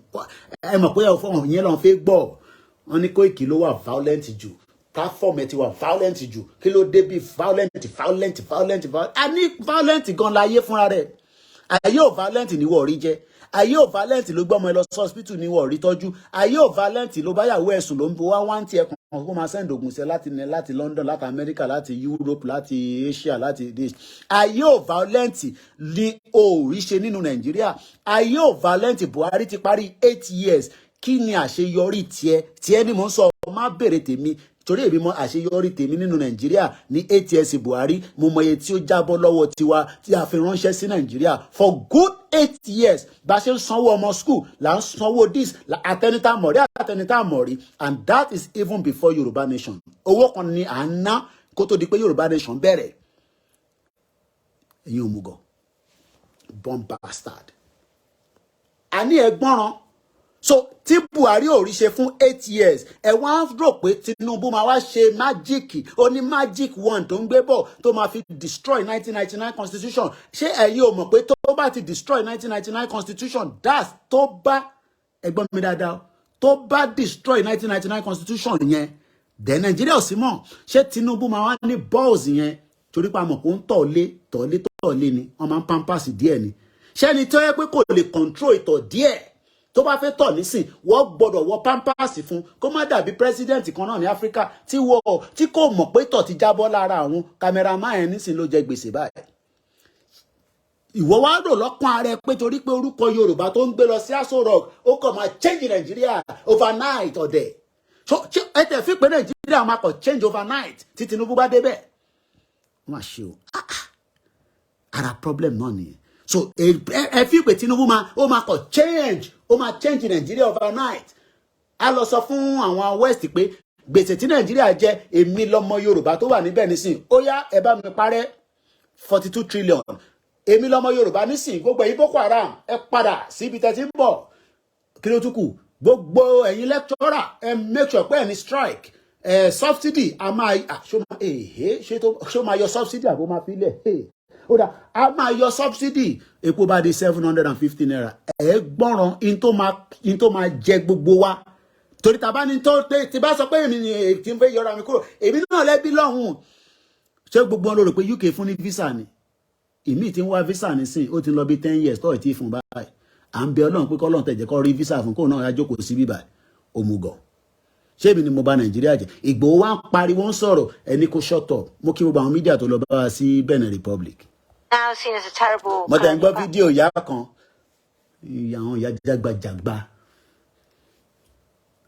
mídíà tó bá ń sún òun pé kò ṣe mọ́ problem tiẹ̀ nìyẹn because ẹlòmíì ò mọ journey ẹlòmíì ò understand it everybody just think it's about the money ọmọ máa sọ̀rọ̀ àgbowó lórí YouTube wa àgbà ṣé ọ̀rọ̀ ìyẹn là ń sọ ni à ń sọ̀rọ̀ pé 200 years from now gbogbo àtàwọn lórí platform yìí la máa ti di yẹpẹ̀ every one of us pátá la máa ti kú 200 years ni mo sọ fún yín 200 years from now kò ní síyàn kankan tó máa wà láyé mọ́ nínú gbogbo àtàwọn jókòó sínú platform yìí àtẹni tó máa gbọ́ létà so kí lè ń sọ pé kinní kan òròpá ayé yìí ló máa wà títí forever ni má dẹ̀ wá sọ fún mi pé heaven àti hell kan torí hell gangan ní Nàìjíríà.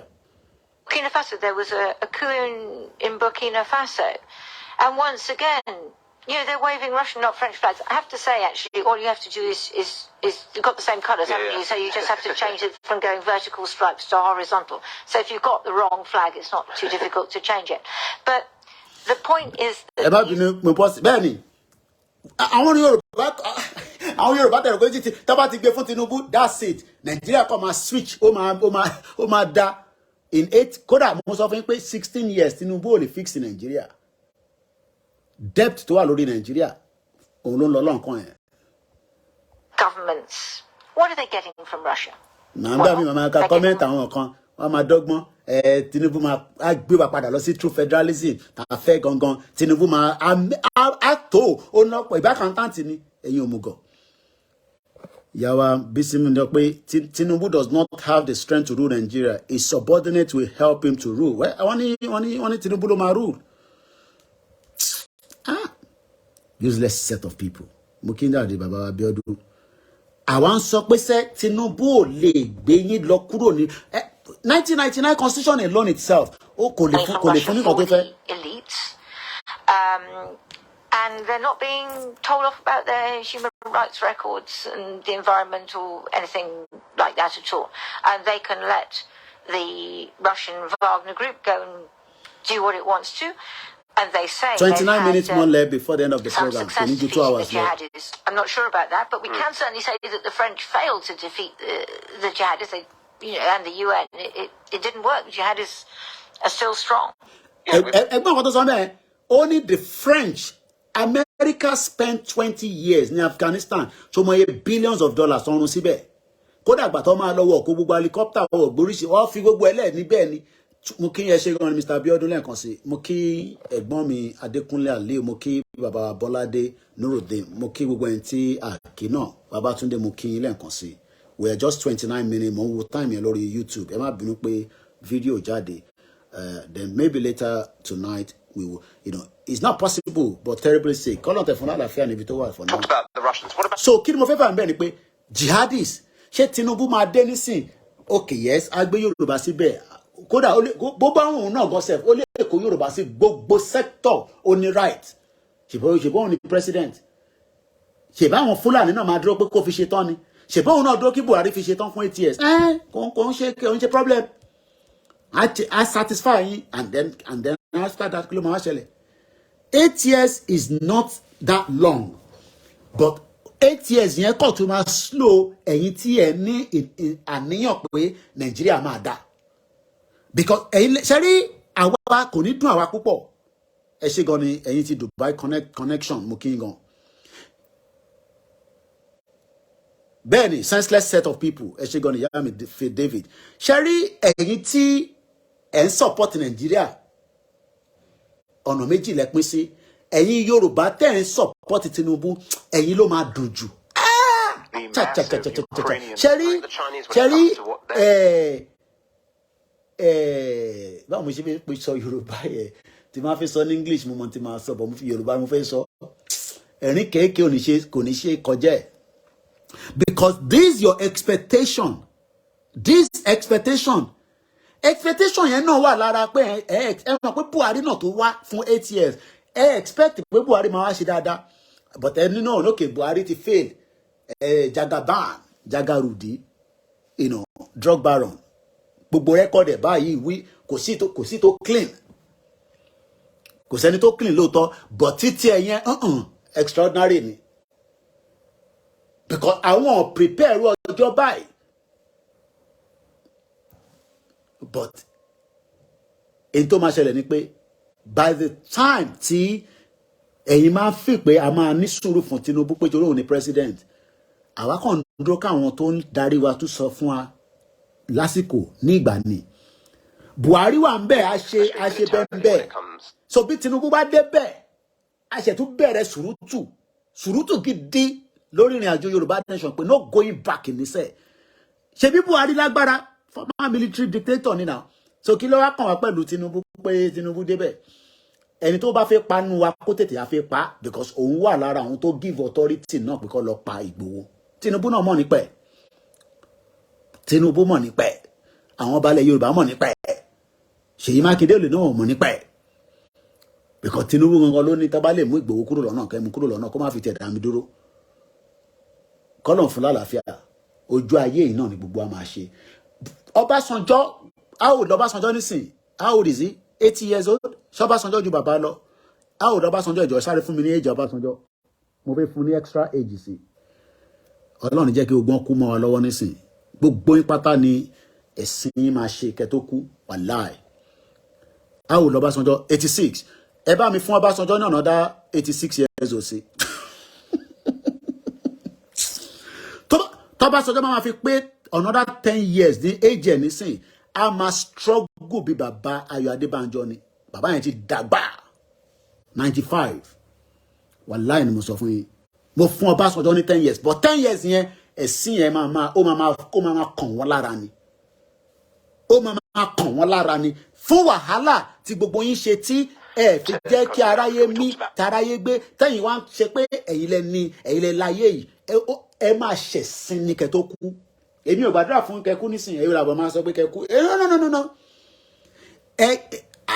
àtẹ̀yìn o kọ́lọ̀ kó fún gbogbo alẹ́ mi gúngùn àwa la máa jẹ sàárà yín bẹ́ẹ̀ ni mo sọ fún yín torí pé aláìdá ni gbogbo yín bàbá burúkú yẹn ìkà ní gbogbo yín bomb bastard ní gbogbo yín pátápátá ẹ tó bá dẹ̀ sọ pé eléyìí tí mo sọ kò tẹ́wọ̀n lọ́rùn bomb bastard níwọ náà èèyàn lọ ta ọmọ Yorùbá ó lọ ta ọmọ ẹ̀ ní 600,000 naira ní Ogun State tí olórí burúkú Ọbásanjọ́ yẹn máa lè tó sọ pé òun ṣe president Nàìjíríà ta ló bá transform Ogun State tí kò bá ń ṣe Ọbásanjọ́ kò lè transform ẹ̀ ọkùnrin tí náà ọmọ Ìgbò ni bomb bastard àwọn kan ní ẹ má sọ̀rọ̀ sáwọn bàbá yẹn àwọn ọlọ́mọ agbá Yorùbá nation fún yín kò ní àwọn ọlọ́mọ agbá Yorùbá nation fún bàbá ẹ̀. Them having military drills with the Russians. tó bá ráyè ní already ní kọ́ sun gbogbo wa kọ́ pa wá dànù they are bomb bastard wicked people all over the place. Mo fún ní another 86 years but tí Ọbásanjọ́ máa fi lo 10 years mọ́ age ẹ̀ kódà mo rò kó máa ní strength bí bàbá Ayọ̀ Adébánjọ bàbá Ayọ̀ Adébánjọ is the maximum fún bàbá ẹ̀ 20 years kò sẹ́ni tó ní kú àròkú lọ anybody but àsìkò kan máa dé ó jẹ́ kó máa reflect pé kí bàbá Ayọ̀ Adébánjọ ṣe máa sọ fún wa pé struggle continue ní Nàìjíríà. Èmi dé Ìbògùn wàá sunkún ni látòrí títì Ṣàngó yẹn dé ilé bàbá Ọbásanjọ́ ní Ìbògùn kò ń ṣe tó wà ní Ọ̀tà ní tó wà ní Lábẹ́òkúta ni mo sọ Ìbògùn ni mo sọ wàá sunkún àfẹn tó bá yẹ pé anyway náà ẹ̀yin ò tẹ́ ń sunkún náà ẹ̀ ní human feelings ní gbogbo ṣọ́ọ̀ṣì sọ̀rọ̀ wọ́n pa èèyàn 33 ní Kaduna wọ́n pa Kristẹni 33 Ọbásanjọ́ gan jáde kó condemn ẹ̀ pàtẹ́ pé òkú ò jẹ́ nǹkan kan fún yín mọ́ born bastard ní gbogbo yín gbà bàbá yẹn ẹ máa yàgbẹ́ sára náà ni gbogbo yín wá tó stage kan àwọn ọmọ yín gan máa sá fún yín daddy you are smelly daddy ẹ tọ̀ sára káàkiri so èyí tẹ̀ ń expect miracle lọ́dọ̀ Tinubu àwa là á fi rẹ́rìn gbẹ̀yìn ẹ mọ̀ pé Ìgbòho ti sọ pé àwa la ní síyá gbẹ̀yìn ṣe mọ̀ pàbọ̀ tí àwa nísìn àtìgbà kámú ìrìn àjò tí ẹ̀yin lẹ́ ń dá dúró ẹ̀yin tẹ̀ ń dá dúró yẹn má ṣàwá tọrọ owó lórí social media gbogbo owó tó ń support Nàìjíríà yẹn náà ni kò lọ máa wá bó ṣe máa support ẹ àtàwọn tó jẹ́ influencer tí wọ́n ń lò káwọn máa mú obì òkú bíi Portable tèmi. And the South Africans, but they opened their first military facility outside of China in Djibouti. So what are they thinking? Well, Djibouti, I mean, it's a bit crowded, Djibouti, with all these different military facilities. You know, of course, the French have been there forever, and then there's the Americans. So that is a very strategic position in the Horn of Africa there between, you know, Africa and the Middle East and looking out over the Indian Ocean. But for the Chinese, I think their interest is still primarily commercial and economic. So you look at Russia, I mean, it provides almost no foreign direct investment, less than 1% of Africa's foreign direct investment. But China is a really... Okay, bàbá wa ọmọ ẹ̀kú iṣẹ́ takuntakun. Gbogbo ẹni tó bá ń roko kan Ìgbòho, wàláhì ikú máa wọlé pa yín ni. Ẹ mọ̀ pé ó fi convenience sílẹ̀. Ó mú inconvenient dání. Ó fi convenience sílẹ̀. Ó mú inconvenient dání. Ìyá jágbajàgba. Ẹ rí pé kò tí dárúkọ mi lórí iṣẹ́. Mo sọ fún yín sẹ́, mo sì ráyè tẹ̀. Ìyá yẹn, mo sọ fún pé bó ṣẹ́rí mo gbọ́ díẹ̀ nínú mi tó sọ. Ìyá yẹn ti ní mental problem ọlọ́ọ̀. Ó ti ní bàbá mental problem. Ó kọ́ yẹ pé ṣẹ̀rẹ́ yẹn tẹ̀lé wọn. Gbogbo yẹn ṣẹ̀rẹ́ yìí sector yẹn. Ẹnu ẹ̀ náà ti believe in Yorùbá nation díẹ̀. So ó máa tètè yarí pé kẹ́ tètè padà wá sílé. Ṣẹ̀rẹ́ àwọn tó ń support APC. Ẹ sunkún ẹ̀ ní rẹ́ ní bá yín sún. Kí ni mo sọ fún yín? Ẹ sun ẹkún ẹ̀ ní rẹ́ ní bá yín sun ẹkún yẹn. Because this is your expectation. Lórí Tinubu. Shetima.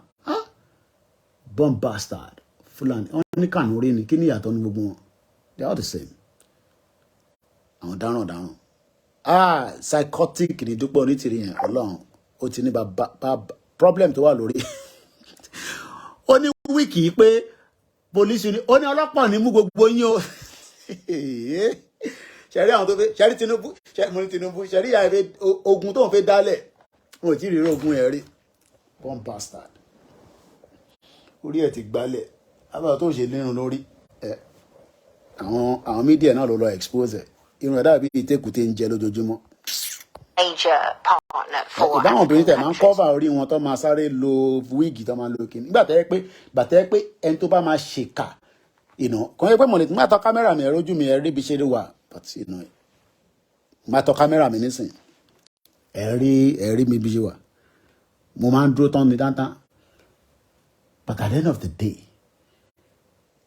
ẹ̀yin tí ẹ̀ ń support olóṣèlú mo rí ìyàwó Ajímọ̀bí ojú òtútì ó tún lọ sọ́dọ̀ fresh Yínká Ayéfẹ́lẹ́ tí ọkọ ẹ̀ kí ni ìyàtọ̀ ní gan they are all criminals ẹ̀ràn tí pọ́kọ ẹ̀ lówó ọ́fíìsì Yínká Ayéfẹ́lẹ́ ìyàwó ẹ̀ tún lọ síbẹ̀ padà they are all born bastard they are all the same criminal ní gbogbo wọn Jẹ́jẹ́ Ìṣọ̀lá mo kí a ní fẹ́ parí ètò yẹn ó kù 20 minutes a ti gbọ́ púpọ̀ nù fídíò yìí tá a bá tẹ̀ gbọ́ tán délẹ̀ a ti gbọ́ èyí tó ṣe kókó jù mo dẹ̀ ti ṣe analysis lé lórí èyí tó jù nìyẹn ṣe rí gbogbo ẹ̀yin èèyàn wa ẹ fọkàn balẹ̀ mo kí ẹ̀gbọ́n mi the real norm ẹ ṣe gan ni ẹ kú gbogbo gbà mí lótìtọ́ ó lè dàbí ìgbà tẹ́ pé ìrìn àjò yìí gbogbo ẹ̀ kò yé yín mọ́ ẹlòmíì náà ó ti sọ wọn ti náwó ẹni right láti sọ bẹ́ẹ̀ tó bá ṣàti sún yín ẹ take break but àwọ̀ ní break táwa fẹ́ take any little opportunity any day anytime Yorùbá nation àkọ́ máa lọ máa mú nǹkan tẹ́ bọ̀ mo ti sọ fún yín pé tí kò bá dé stage Sudan then àwọ̀ ìtì ready but ẹ má wá sọ fún àwọn ọmọ Biafra pé kọ́ máa lọ ní stage yẹn o that's if tó bá yẹ pọ́nà because ẹ mọ̀ pé àwọ̀ tẹ̀ pariwo referendum àwọn Biafra sọ pé ẹ fáwọn ní referendum àwọn fẹ́ ṣe referendum ṣé mọ̀ pé tí Biafra bá bẹ̀rẹ̀ ìjà pẹ̀lú federal government mo kàn tún sọ ilé fún yín tó bá di pé wọ́n come to the round table Biafra nìkan ló máa fún ní right to referendum o wọ́n ní pé àwa mọ́bẹ̀ o wọ́n pè understand the bí nǹkan ṣe ń work diplomatic wise wọ́n ní pé wà o so if you are thinking that pé mo kí ẹ̀gbọ́n mi Yẹmí Fátókẹ́ ẹ kú náwó ní gbogbo gbà if tí gbogbo wa bá ń rò pé torí à ń pariwo Yorùbá nation tí confrontation bá wáyé èmi ò pray pé kí a lọ sógun lóòótọ́ o but with the current state of things ní Nàìjíríà presently even àwọn tó ṣe Yorùbá nation agitation àwọn tó jẹ́ Nigerians wọ́n ti ronú pé bí Nàìjíríà ṣe máa dàwó and I'm not joking ìyẹn ni DSS ṣe jáde pé ẹ̀yin tẹ́ ń plan pé ẹ máa da ìjọba rú gbogbo ìlànà ẹ mọ̀ pé kò ń ṣàwà ló ń bá wí mọ́ ṣe mọ̀ pé kò ń ṣàwà ló ń bá wí because DSS is not speaking to us anymore àwọn tí wọ́n ń rí fìrífìrí wọn mo dẹ̀ sọ fún yín pé DSS àti military bàbá kanta wà lára wọn because intelligence mi tó wà ní gbogbo 36 states tó ń fèmí náà ní report wọ́ọ̀dẹ̀ mọ́ra wọn rí nǹkan kan náà ni gbogbo wọn sọ because tó bá fẹ́ mọ̀ pé fact nìkan tí yàn ń sọ based on tẹ́lẹ̀ bá mú wá fún mi tí bá wò pé òkè n tí wọ́n mú alátẹ̀kù náà ni wọ́n dẹ̀ pọ̀ kò ń ṣe èèyàn kan ni mo bá sọ̀rọ̀ ní gbogbo wọn so èyí tí mò ń tra láti sọ ni pé DSS ò trust the Nigerian military láti bíbá ìsíbẹ̀ yẹn wọ́n trust wọn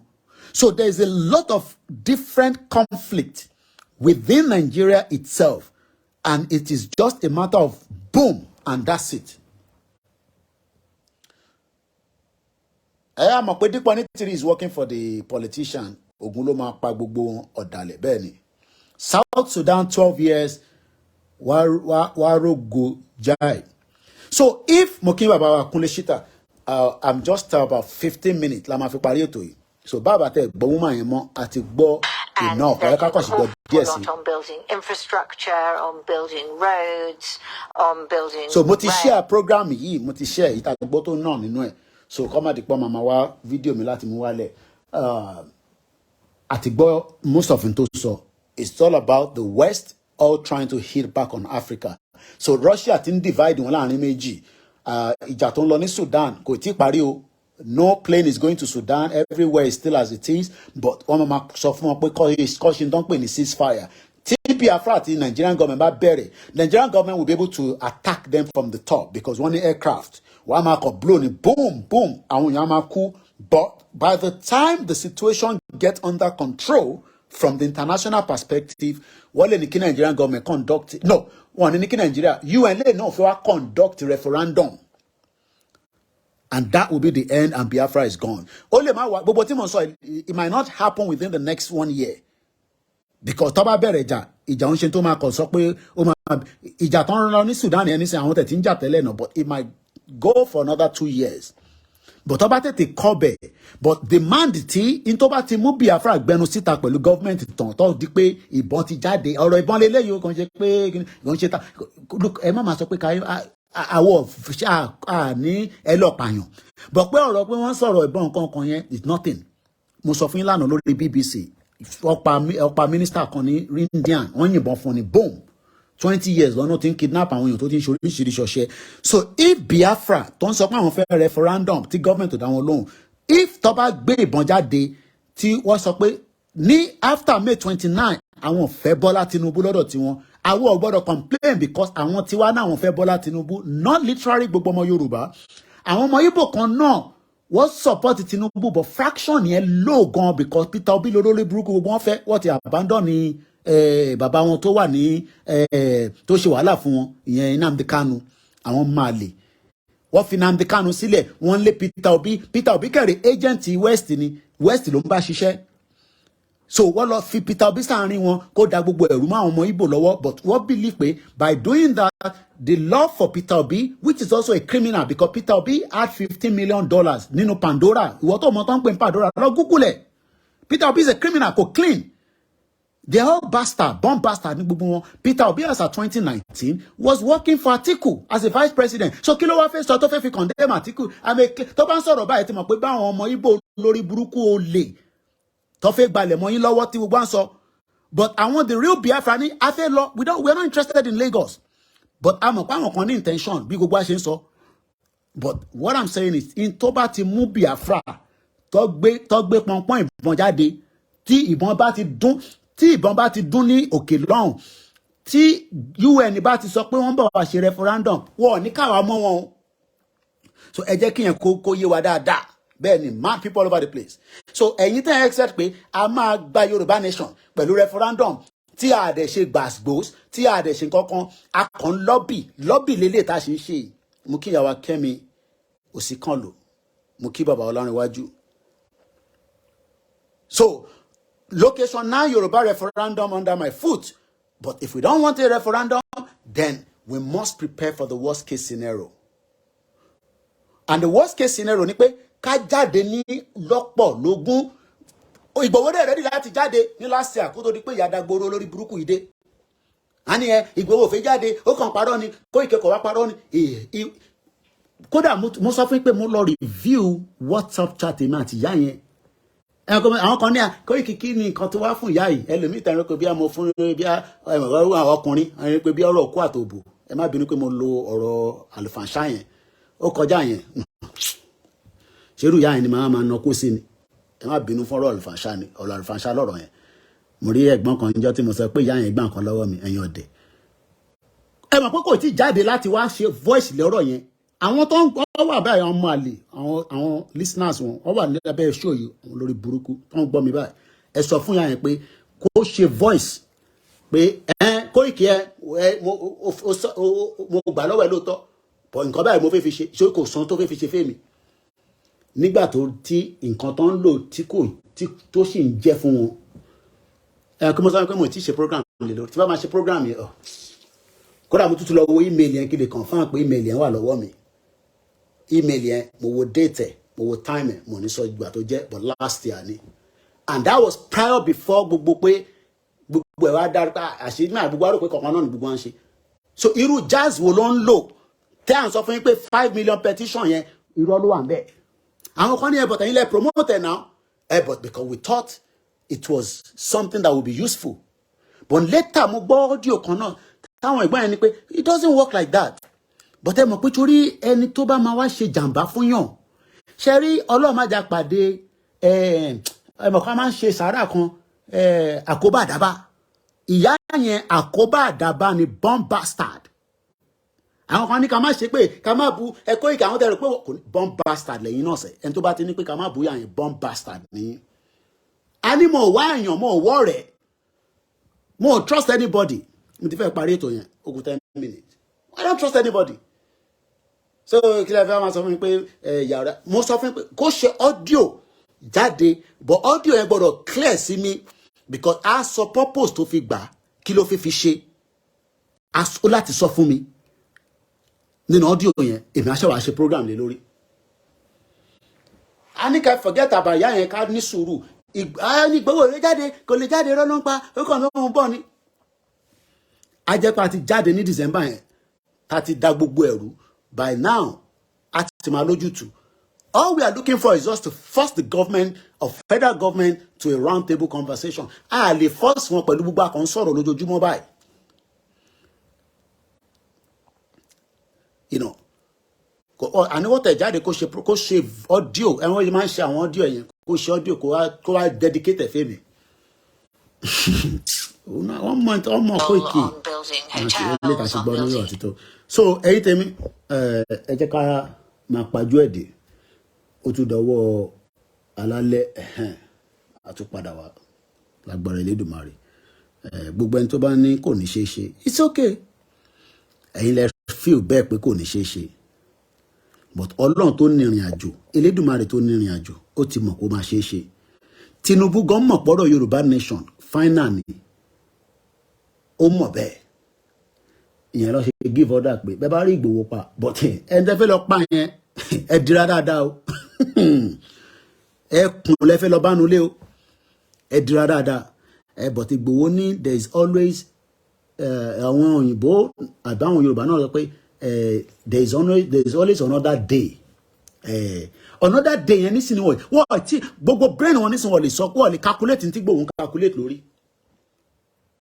èmi gan lè calculate ní tí Ìgbòho ń calculate lórí machine burúkú ni bó ṣe wà yẹn mo ń gbọ́ tí Lady K ń sọ náà lọ́sàn-án pé tí Ìgbòho bá release audio kan nísìn by May 29 yẹn lè dàrú tó bá release audio tí mo sọ pé audio gidi wàláì gbogbo May 29 tó fi ṣe yẹn ó máa dàrú ni but ọlọ́pọ̀ ní Ìgbòho ọlọ́run Elédùmarè ló ń darí ẹ̀ ẹ bá pariwo ẹ bá ṣe kíní ẹ wo bó ṣe quiet bí ẹ wo ṣòkòtò kéékèèké tó wọ̀ gbà mí máa bà mí o ṣòkòtò tẹ máa wọ ẹ mọ̀ kí picture yẹn tó bá ti yà bá travel car it doesn't care ẹ mọ̀ pé tó bá yẹ pé tó ń deceive èèyàn ní Ìgbòho bó ṣe mọ̀ pọ́n bọ̀ yẹn nísìn a ní kọ́ jẹ́ kó ń wọlé because tí mo pọ́n máa take picture ṣé òkè ṣe ẹ máa lọ sọ́dọ̀ Ìgbòho ẹ̀ níyà picture ni ẹ wo bó ṣe jókòó láàrin wọn bẹ́ẹ̀ ó tún bẹ̀ wá ní pé ká jẹ́ kó ìfẹ́ yìí náà ni ọ̀rọ̀ ìfẹ́ yìí ló ń sọ bọ́tà a lè ṣe ìfẹ́ pẹ̀lú àwọn olórí burúkú àwọn born bastard pẹ̀lú àwọn ọmọ tó níran àwọn ọmọ tó ní àwọn ẹlòmíì bàbá ọ̀ra báísíkù rí tó fi kú akọ̀ wá sórí comment màmá ka comment wọn nígbà mi bàbá yóò kò ra báísíkù rí.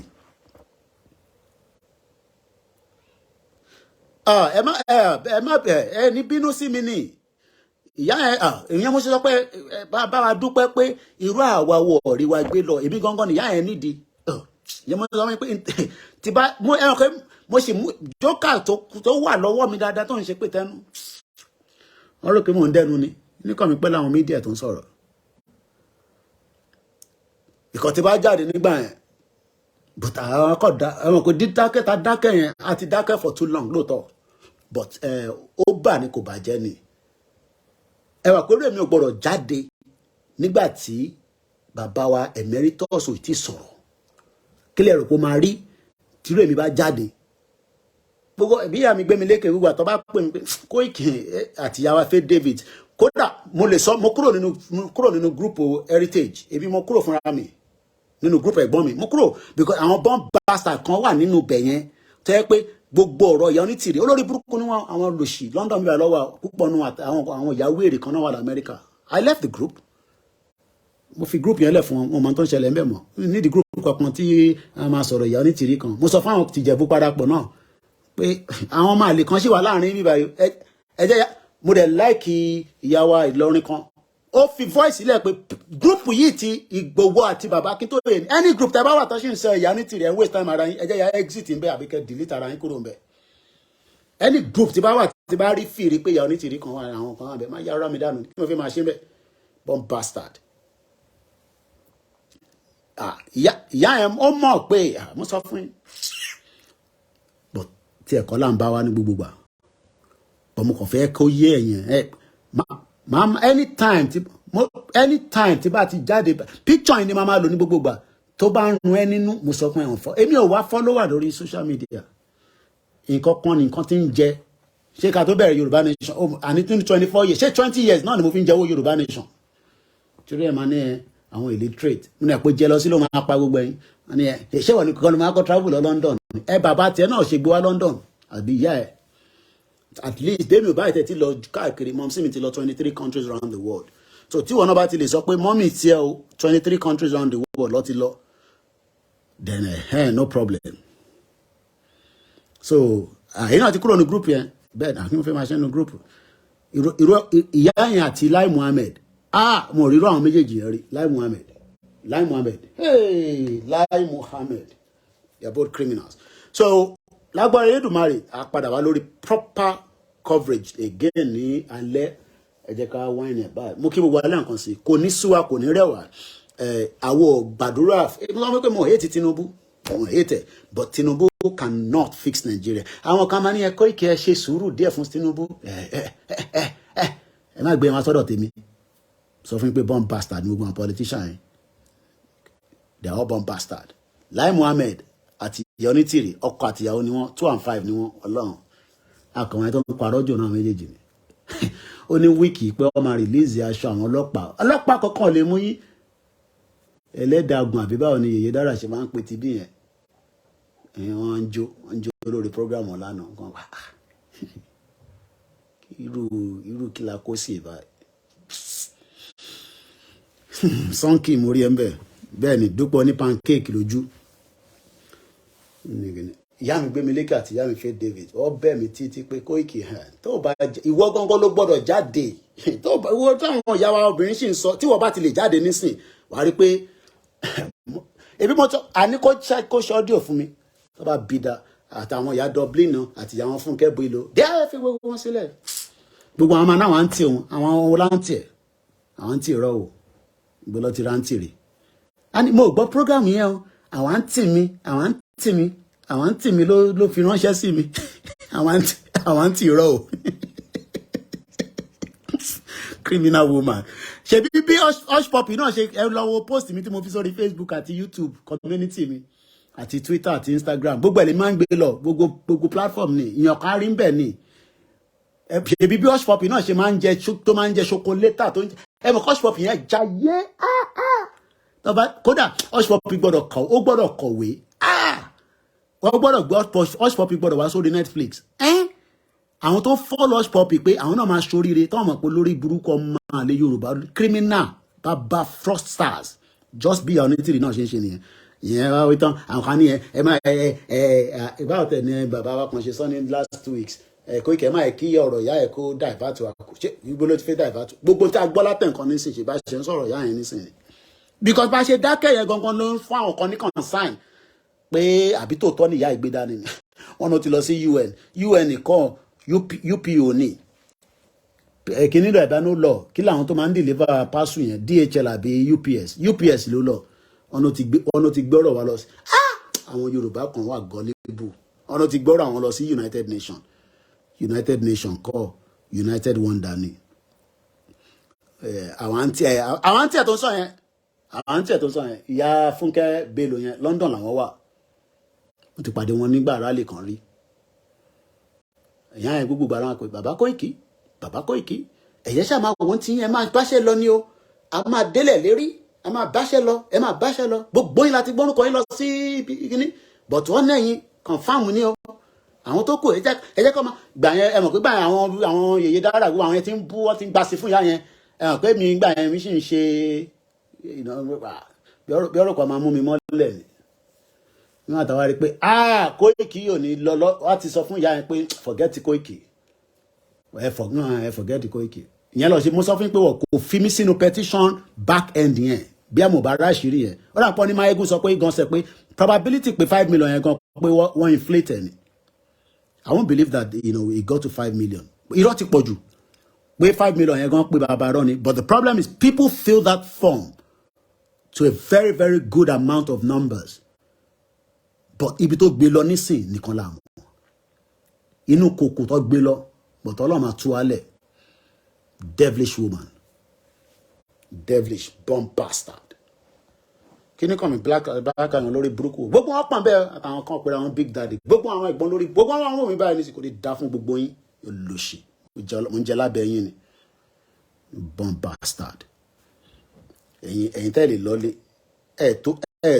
ẹ̀ẹ̀tó wíìlì Ìgbòho kan ní mọ́tò ẹ̀ tó gbé sílé Prado tó wà nínú ilé Ìgbòho ta show ní tí wọ́n post sórí Facebook 66 million naira ló rà kò tí sówó this owó that 66 million naira ní Ìgbòho rà ṣówó Yorùbá Nation náà ló fi rà bomb bastard. mo kí gbogbo ń yàrá ẹ jẹ́ ká máa lọ mo kí gbogbo ọmọ Yorùbá ní bàjẹ́ fún wa Black Lion kọ́ Black Lion ni. Mukiyawa Eunice. I was in one of this group calling herself honorable. Each time she said that, àwọn aláyé bàjẹ́. Ó kọ́ dùn mí pa àwọn tó wà nílé. Mo understand that ẹ wà nílé, ẹ ti wà very very pained. But ìjàngbara nǹkan mẹ́ta ni tó bá ti kú wà wà ní prison tó bá sí prison wà wà níta. So ẹ máa dúpẹ́ pé láàrin wa ti kú lóòótọ́ but àwa tá ṣe ń ṣe lọ. A dẹ̀ dúpẹ́ pé kò sí nǹkan sí mo lè sọ pé wà ní prison So that is a big one. Nnamdi Kanu tó wà ní prison yẹn ó fún àwọn Biafra gan ní setback. Olórí wọn ló mú yẹn kí lẹ fi ń ṣeré. So for the government to hold Nnamdi Kanu in the custody, big prize ni. On bomb bastard on dos yẹn on lórí burúkú àwọn lọ tan Nnamdi Kanu dànù for peanut. Àwọn lòṣì. On lórí burúkú. Fúlàní máa pa gbogbo yín dànù ni. Ẹ ká máa lọ lé jàre. Mo kí èmi náà lọ rest díẹ̀ padà bọ̀ lálẹ́. Koiki nígbà tí yẹ̀yẹ́ wọn bá ta 65 million fi now is 72 million. Jẹ́ kó mọ Ìgbòho ṣá. Mo kí everybody Black Devil. They are criminals. Kọ́ dùn mí pé àwọn tó kàn ń waste data àwọn lọ máa jókòó máa gbọ́ gbogbo jágbàjàgbà yẹn. Wọ́n tún máa ṣe prayer, wọ́n tún máa fi prayer fi bú àwa. Àkàyìn máa jẹ.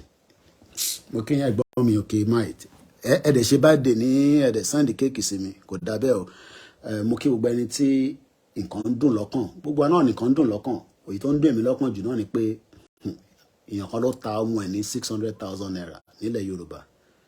Ọlọ́run wà pẹ̀lú wa o. Àníṣe lásán Ọlọ́run bá tí kò jẹ́ kí irú ìyá yẹn mú àwa mọ́lẹ̀. Ẹ kàn imagine kẹ́ gbọ́ pé Koiki ó ti lọ ẹ̀yin kan ẹ fẹ́ ṣe pè fún mi pa. So àdúrà ni kẹ́ tó bọ̀ máa gbà fún wa. Ó gbìyànjú lóòótọ́ kò wọlé ni. Ó try gan.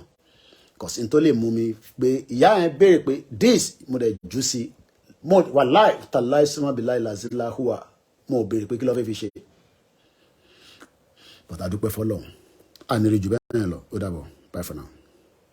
Mo kí gbogbo alẹ́ nǹkan sí o.